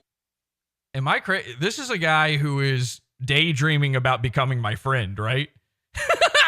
That's never gonna happen. Don't worry, man. This dream scenario of yours, this was never on the table. I've literally spent a year trying to avoid your existence. Nothing but success. I hope you do really well. But like, I'm not going to walk into a situation where I might look. Oh, your pruny little fingers. Like if anyone's going to make me look like a dipshit, it's going to be me. True. Okay. So this guy, Aaron he's put, you know what's so funny? He's putting himself in a bizarre dream scenario where I come to him and I go, hey, Steel Toe, can I be your friend? And he gets to go, oh, thanks, I appreciate it, buddy, but maybe next time, okay? And then he puts on his jetpack and rockets off. I will do that. I do that on a daily basis. I don't need to walk into something going, oh, shucks, me and Jesse are going to be pals. And then I look like a fucking idiot. You look like a fucking idiot right now. I mean, what is this? Please stop having thoughts about me, ever. This should be a crime. Did you see? And he's capable of that. Okay, now this is about to go into a whole fucking hullabaloo about Red Bar, but it's coming back to me. It's to bring up something about me. You see when Andy Worski called in to Red Bar, and Red Bar was it was the funniest fucking thing in Red. So this was I called into the same episode. I called into Red Bar. Andy Worski calls into Red Bar. It's this big clip. It's on you put in PODAWFUL on YouTube. It probably comes up. And anyone who is unbiased, anyone with a sense, like, who doesn't have a baby's sense of, reality, looks at this clip and goes, why the fuck did that old man yell so much at the guy who called? Why'd he get so scared and hang up on that guy? That would be a normal person's reaction to it. He's bringing this up to bring up this is the episode, yeah. So when Mike looks like this, and he tries to act like it's an ironic thing, as if he just did this ironically. He wears that all the time. This is how he looks. And they played a video where it was Andy Worski with a buddy of his, where they were chasing somebody. So they bring this up to talk about me. Expose him, but they pretended like they didn't know about it. And then you realize, like, holy shit, they knew exactly what they were doing. But Andy got totally played by it. So it was he made him look so stupid. And then when Jesse went on Red Bar, like Red Bar completely just shut him down. And then did you ever see? So again, Adam's a retard, trash eating baby freak. So I'm saying freak a little too much, but it's mostly because I keep having to look at Aaron. So he doesn't get it. Like Adam has autism. He can't help it. Adam is overly energetic and he can't control himself. So he doesn't understand what he's looking at. We went over this clip, by the way. I implore you to go watch that clip of me on there. It will floor you what happens in that clip. It's not what anyone seems to think. You hear about this clip. People talk about it. They bring it up to me like I'm hurt by it, that I chose to call in to Red Bar, and I couldn't believe it. He hung up on, he did this whole, Jules was scared. It was bizarre. Please go watch it. This idea that I'm hurt by this or that Red Bar beat me in some way is crazy. Now, Adam, he says another thing here about the time I called into the kill stream. These are the two things that, people bring up all the time. Sent you the link, but when Jesse PS was on the kill stream with Ethan Ralph, the whole Dick Masterson text thing, that was like it was unfucking real. It was unbelievable. And I thought Dick handled it well.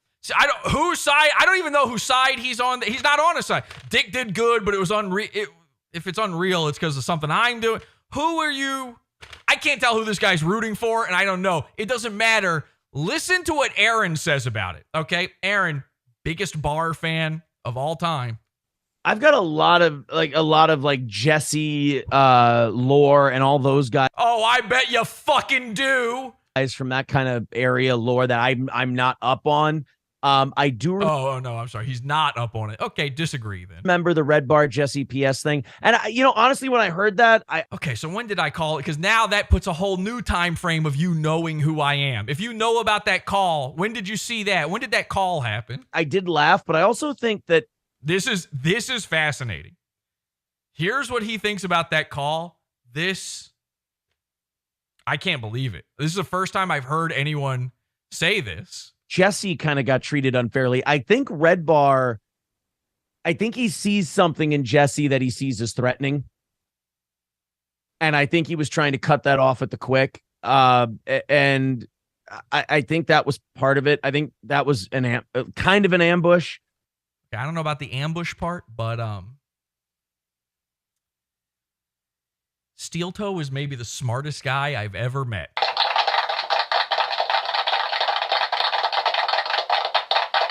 Now, there's two options here. Either Steel Toe is actually pretty good at judging shit, which doesn't seem to be the case.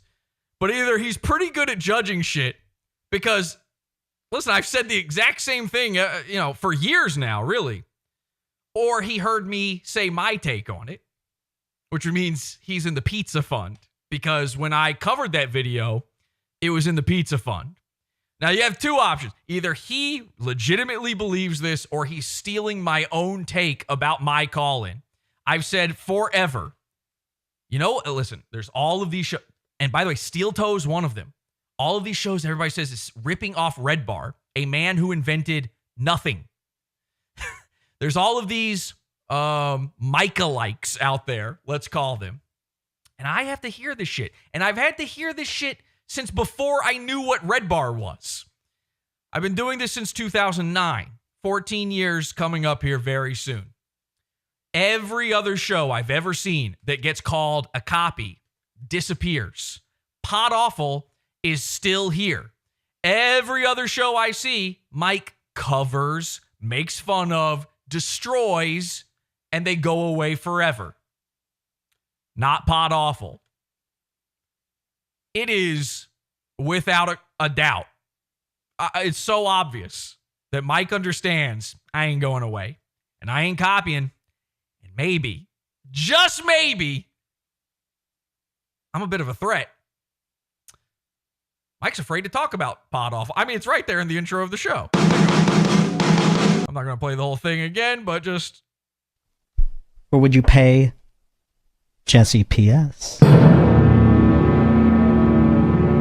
Of PODAWFUL. That was when he was still, not in diapers. He was still man enough to even mention me. Now they're in the new studio.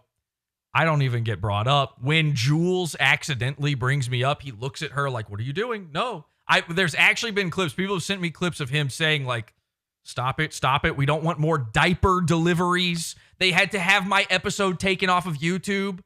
Mike forced Sven Stuffles to have my episode about him wearing diapers taken off of YouTube. By the way, an episode that Aaron watched and said was great. I don't have the clip now, but I saw him talk about it. He said it was funny and brutal. I got him. Ooh, that diaper watch episode. And I can prove he said that, actually. I don't have the clip. I don't have the clip of him talking about it, but I can prove he said that. PODAWFUL's not going away. When there's no more Red Bar, there will still be PODAWFUL. Aaron seems to understand that. That's interesting. That's very, very interesting. I don't remember if he says anything else. Let's let him finish here. By Red Bar, I think the Andy Worski thing is just really funny. And that kind of goes to what I was saying earlier about Red Bar. Like, okay, so he just goes back into his fanboy shit about Red Bar. Now, here's where it he's gets that guy. Interesting, okay? I decided to take a look back through my emails, all right, and back through my messages to see if I ever had any sort of interaction with Steel Toe. And there's shit in there that I had completely forgotten about. And I was floored. I couldn't believe it. I was sent some screenshots. There was a guy who was acting as my assistant on Twitter for a while. If you remember the PODAWFUL fan account, that was not run by me. That was run by my assistant. Well, apparently at one point, Steel Toe reached out to my assistant thinking it was me. Okay? Now, Steel Toe doesn't remember this because if he did, he would never say the shit that he's been saying because this makes him look stupid.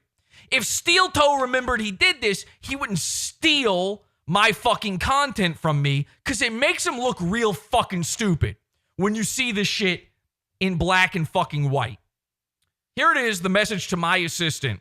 Steel Toe Morning Show sent you a direct message. This is what my assistant sent me. It's a screenshot from his DMs. This is not fake. Steel Toe says, is the Alex Stein threat for real? Meaning Alex Stein wanting to sue me. I have to admit, I've never listened to you before. He's already admitted on air he's listened to me by this point. So he's even lying to me. He's clip coping about me to what he thinks is me. I've never listened to you before, but enough people in my audience kept telling me to check you out. I watched the Stein episode. I really liked it. He's fangirling over me. I do interviews every Tuesday at noon CST. I would love, and by the way, they call it CST because when you watch Steel Toe, you want to take a siesta. Thank you. Clip that part out, clippers. I would love to have you on a week from this Tuesday. The Stein stuff has me very interested. I found his last couple videos especially awful. A one-trick pony to be sure. Let me know if you are interested. Black and white, there it is. Hey, Aaron. Hey, Aaron's best friend, Alex Stein, who you made friends with 2 months after this. You're a one-trick pony, according to Aaron. But wait, he goes on. Now, here's the thing. I wasn't sent the screenshots from my assistant back to Aaron, so we have to, just interpret what happened between these, unfortunately. I don't know what he said to him. But then Steel Toe replies to my assistant. He says, thanks for popping in. Yeah, the set is from way back before we started growing. We are in the process of updating it, working on some designs, eh? What do you do? So apparently my assistant replied to Aaron and said, hey, what the fuck's up with your shitty design on your terrible, terrible stream? It looks like fucking garbage. And Aaron's reply is, oh, don't worry. We're working on it. You've seen the final result of them working on it. They unsplit the cameras. Wow, congrats. It looks beautiful now. The diamond plating, mwah. Yeah, what can you do?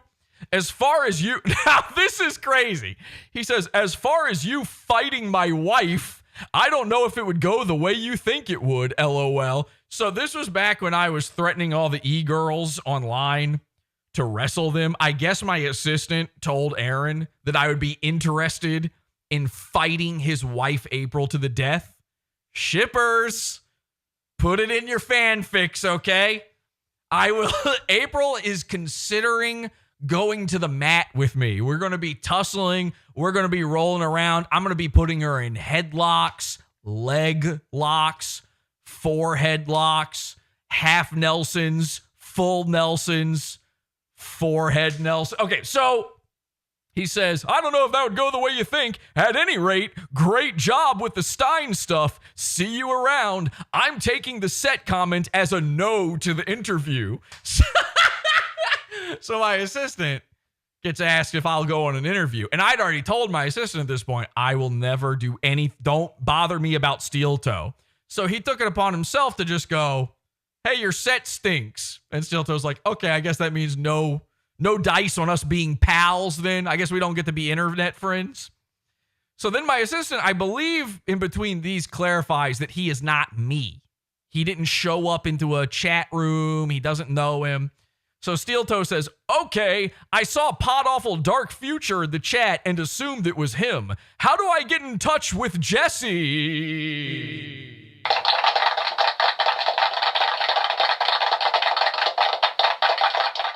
So even after all of that, he still wanted me real bad. He wanted to interview me, okay? He can't take no for an answer. He loves PODAWFUL too much.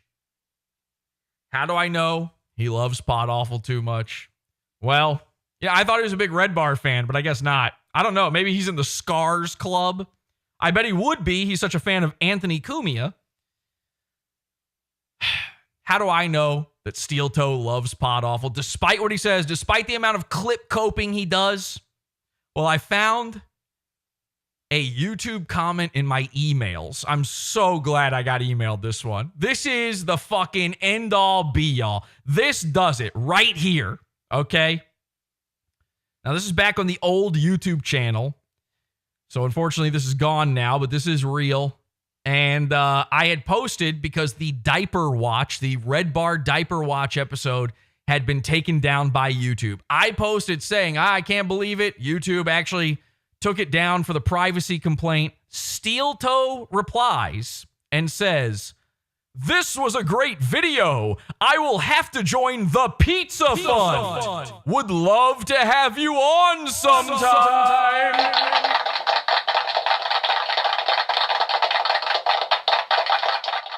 So there you go. After all of the shit he talked, he was telling me how much he loves me, how he's going to join the Pizza Fund. Actually, I should look in the Pizza. Did he join the Pizza Fund? He might have. I never even thought to look. Did that ever happen? He probably wouldn't sign up under his real name if he did. Yeah, he's not going to sign up under his real name. So he might be in the Pizza Fund right now. That might be happening.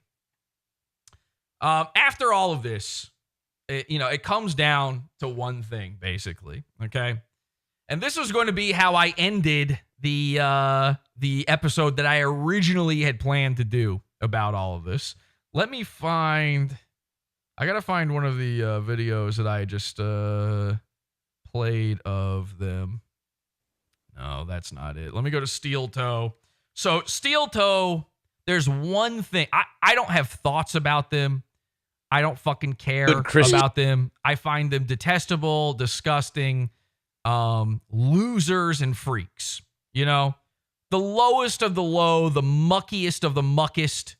Just nothing. Just absolutely fucking nothing. All right, here's just a random fucking episode of theirs, I guess. And I just want to put this up behind me here so that you can see it. The first thing, I told you, I saw them that first time. I want nothing to do with these people. Well, why? What was it? And I told you the graphic design was a big part of that. Well, it was something specific with the graphic design. It wasn't just anything. If you take a look here at the Steel Toe, I don't think anybody, who other than me could have ever brought this up. If you take a look here at the Steel Toe Morning Show logo, and I'm a big logo guy, okay? You can kind of make it out. You can mostly see it there. It's a big boot.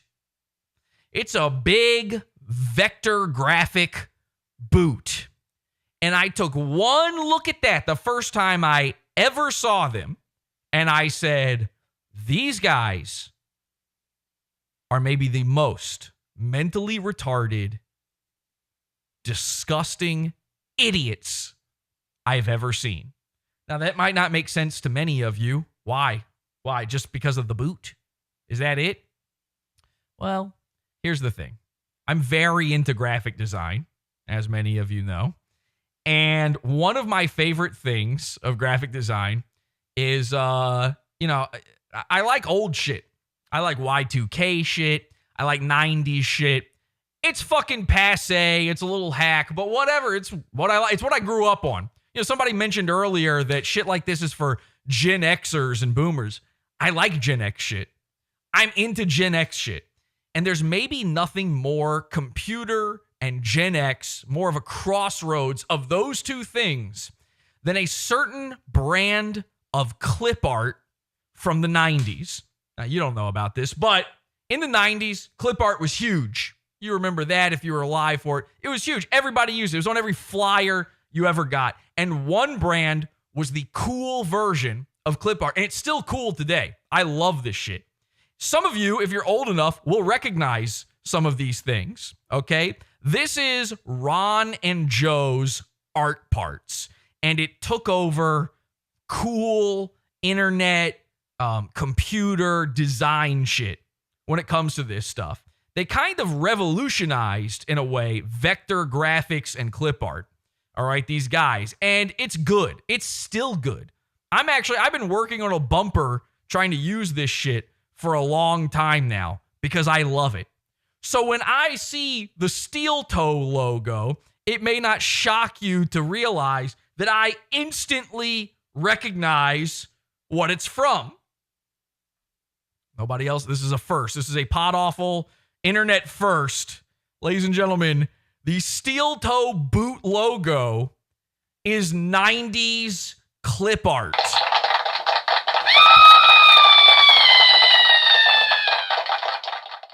PODAWFUL one. PODAWFUL one. I don't know if I will be able to put into words, if I'll be able to explain to you how fucking stupid this is, how fucking crazy it is that they did this. Now, they modified it a little bit. You see the little dots around the sole? He got rid of the dots. I don't know why. Maybe he thought it was too busy, but it's the same fucking boot. It's been flipped around. It's the same boot.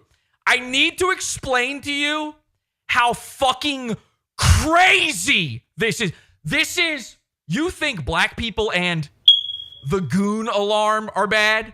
This is the white people's Goon alarm, okay? Using clip art for your businesses, your actual I'm making money businesses logo is so mentally fucked that I cannot believe these people have been allowed to exist for this long. This man, this freak, this creature, this tarantula aquarium is allowed to have children, 3 of them. I don't think he sees them that often, but Your Honor, I go to family court. My Exhibit A is Ron and Joe's art parts clip art. I don't know if they understand how egregiously fucked this is. Again, the clip art is amazing. I love this clip. I love all of the clip art from Ron and Joe. They make great clip art. They've got several terrific boot designs. You cannot ever make your logo clip art. Why? Why not, Jesse? Isn't clip art for everyone to use for anything you want? No! It's for a grandma to use for a school function flyer. They don't own their logo. Let me say that again. They don't own their logo. Ron and Joe, which of course sounds like a radio show now that I say it, Ron and Joe own the steel toe logo. And they've just been getting away with it. There's no amount of modifying that changes that, by the way. There's people who are going to tell you that. They don't understand it. Here's how clip art works. I got to walk you through graphic design 101 here for a second. Sorry. Ron and Joe sell their clip art on fucking Shutterstock.com. Okay? That's what this website is. Shutterstock.com. I need you to understand this. That's the biggest fucking clip art stock image website that's ever existed ever. They sell it directly through there. Ever since, like, you know, the 90s are long gone. They're not doing it on their website anymore. And of course, barely anyone uses this stuff anymore except fucking graphic design nerd hipsters like me. So when you go to Shutterstock and you want to use one of these, you have to purchase it. And I don't mean you purchase the photo and you just get to use it. You purchase what's called a standard license. You know what the standard license lets you do? Well, it doesn't let you do commercial shit. It doesn't let you turn that shit into your logo. In order for you to use something like this as your logo, you would have to purchase exclusivity rights, which would probably cost you millions of dollars. I don't know, thousands, hundreds of thousands of dollars. It would cost an amount of money that they couldn't ever shake a dish enough for. There's not enough Zen Rhinos on Earth for them to ever own this boot. They're literally getting kicked in the ass by their own stolen logo. Let me be clear. Aaron has on his shirt that logo. He has on this retarded wall hanging, this bizarre fucking sheet they have hanging behind them. He has That logo, every episode of his show that he's ever uploaded, every piece of merch he's ever sold, anything he's ever, when he puts out the podcast and monetizes it, and that boot is on there, Ron and Joe are owed a cut. This could not be super. It would be like if the PODAWFUL Smiley Globe was owned by McDonald's, and I went, fuck it. We love to see a smile here at PODAWFUL. H2BH. I can't get over this. And I have been sitting silent on this for a year. For over a year. This has been eating away at me. So my plan was bring on Patrick Melton, make him explain these guys to me, lie and say I think they're good and that I think April is hot. And then at the end, melt down about this boot. But it got worse. While I was getting together the stock footage here, the stock, image, the clip art, I realized something. Wait a second. That's a different set of boots in the corner there. They've actually got a different boot logo. And then if you look at all their thumbnails on their YouTube, they use this boot logo. And I know what you're I saw that and I said, okay, well, the audience is going to go, their audience, they're going to tune into this and they're going to go like, Jesse, that's not even the logo they actually use anymore. And I think you're blowing this out of proportion. Am I? Am I blowing it out of proportion? Because I don't think I am. And I'll tell you why I don't think I am. Let me show you something else. By the way, if you want to own Steel Toe's logo, you can go do it right now. Hang on a second. Why is this not working? You can go do it right now. How much is it? Oh my God, the price went down. I swear to God. Maybe this is like a conversion thing for me. I swear I looked at this earlier and I had to like switch out the money type. I looked at this earlier and it was $19. It was like $20 basically. The price has gone down. You can now use their logo more legally than they do for $9.80.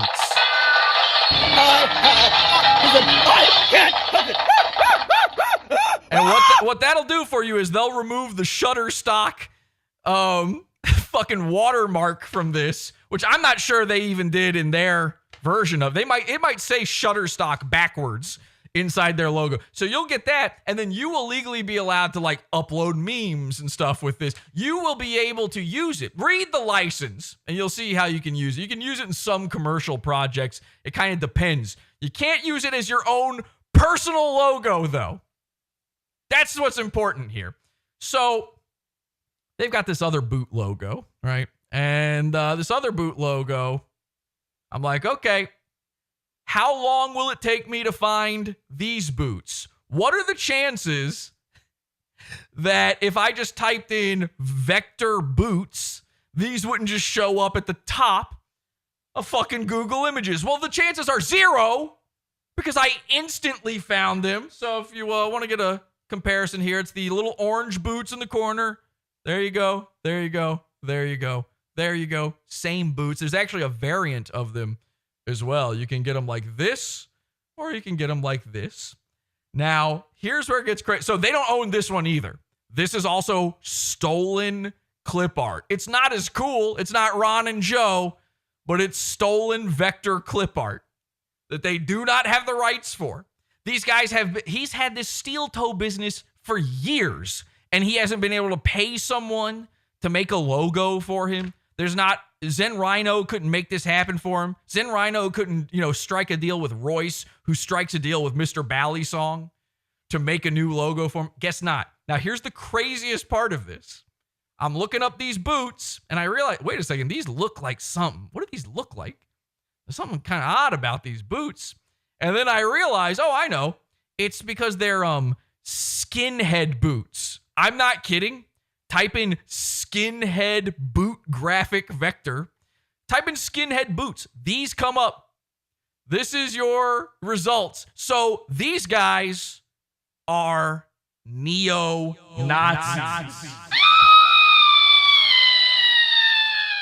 I tune into Rumble. I see them having a show. It's all, I love making racial jokes just as much as the next black, Jewish, trans. But I'm joking. I tune into their Rumble.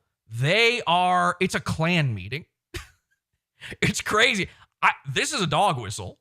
These skinhead boots, H2BHH. They're serious about it. That tarantula crawling back on Aaron's head, it's a wig. It's to hide the fact that he's a skinhead. What does April have to hide under the bang? Hashtag what's under the bang? It's a skinhead. She's an egg woman. These guys are wearing hoods. That's all I'm saying. Their logo is clip art. 2 different clip arts. You want to make their logo? You want to own Steel Toe? Go buy their logo right now. It's $10. It's worth it. And by the way, make sure you use it as the watermark on your Jesse and April shipping images. Okay? So here's the thing. I said, I'm never going to do this again. This was supposed to be I was going to finish it there. That was going to be my big finish. And then I'm never going to talk about these guys again. But why give up on the grift when you can grift some more?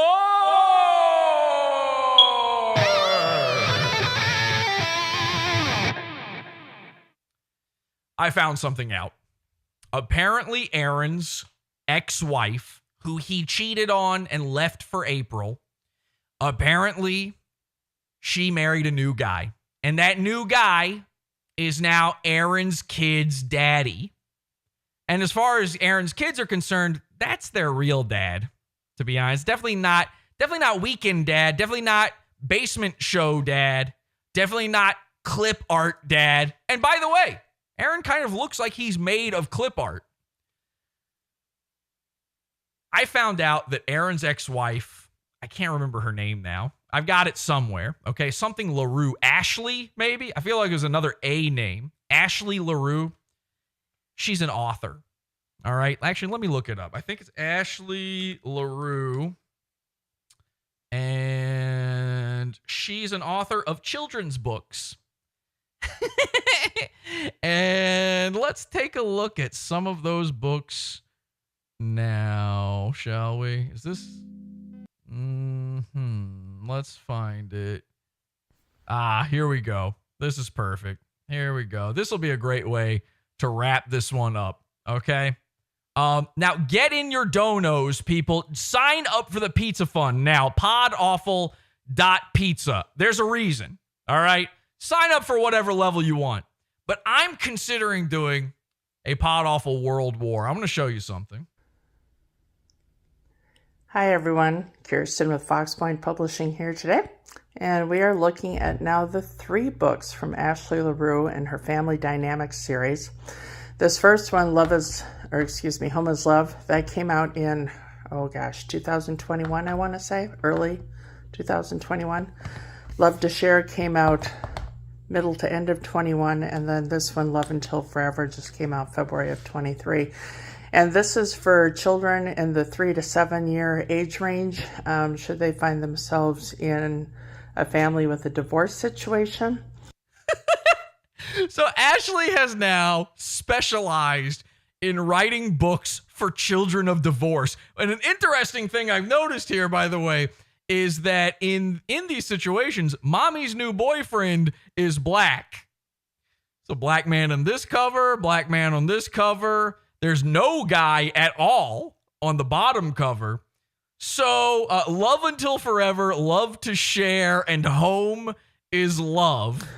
But these are also good for fostering and adoption as well. Home is This is chilling, they say in the chat. Love is about, I'll give you the backstory. Ashley's daughter, the author's daughter, when Ashley was getting a divorce, wasn't sure, if I lived part-time with you and part-time with Dad, where's home? And and I'll tell you, it's at Ashley's. It's definitely not at Aaron's, okay? Ashley, go with Mommy, dear. Go with new black daddy. Ashley responded as, home is where you feel loved. That's a smart way to put it. Where do you feel most loved, sweetie? Well, here with you, Mom. Oh, okay. Whew! All right, so here's what I'm going to do. All right, I'm not going to shake the plate. I'm not going to play the music. I'm not going to grift you too hard on this one. I'm just going to put it like this. We got a pizza fund, PODAWFUL.pizza. If I get enough people signed up, now the $20 level, that's a big commitment. I get it. The $20 level is where we do the PODAWFUL World War episodes where we really go after someone. And I mean, really go after someone. I got a feeling that Mr. SPERGERS ain't the only goon they've stolen from me. There's probably some jokes that have been stolen from me too. I'm never going to dive through all their stuff. But maybe you could incentivize me. We haven't done a world war in a while. If I had enough people who signed up for the pizza fund that would cover the cost of buying, let's say, all 3 of Ashley LaRue's books, and I could have them shipped here to the moon, well, I think it'd be a fun experiment to read those books on air. Wouldn't you? Wouldn't it be a fun show just to sit around and have a story time? Maybe start a book club, an Ashley LaRue-centric book club where we learn all about Aaron's horrific home life with Ashley LaRue. And I'll dive deeper into that story, too. I'll find out. We'll maybe get some guests for it. We'll do the whole thing. Let's get some people in that pizza fund. You can upgrade, by the way, mid-month. If you're already in the pizza fund, you can upgrade, and it prorates you to the $20 level. You don't have to join the $20 level. You get plenty of access to a lot of content. Again, 14 years of show, even in the lower levels. So no big sell, no big commitment, but I feel like it'd be an interesting show, and maybe one that I'd even be willing to clip for all the free poor people out there. I don't know. I just feel bad for all the Target managers and Cheesecake Factory workers, and maybe it's time to give back. So, Steel Toe, this is probably it forever. But I just want you to know that the next time you do a show, April's going to be thinking about me. April's going to be thinking about me a lot. April is going to unblock me on Twitter. April is going to be my new co-host, and you're going to be sitting there in front of your clip art logo, tearing your tarantula out of your head, and you're going to be going, I should have joined that pizza fund. Until next time, have an awful day.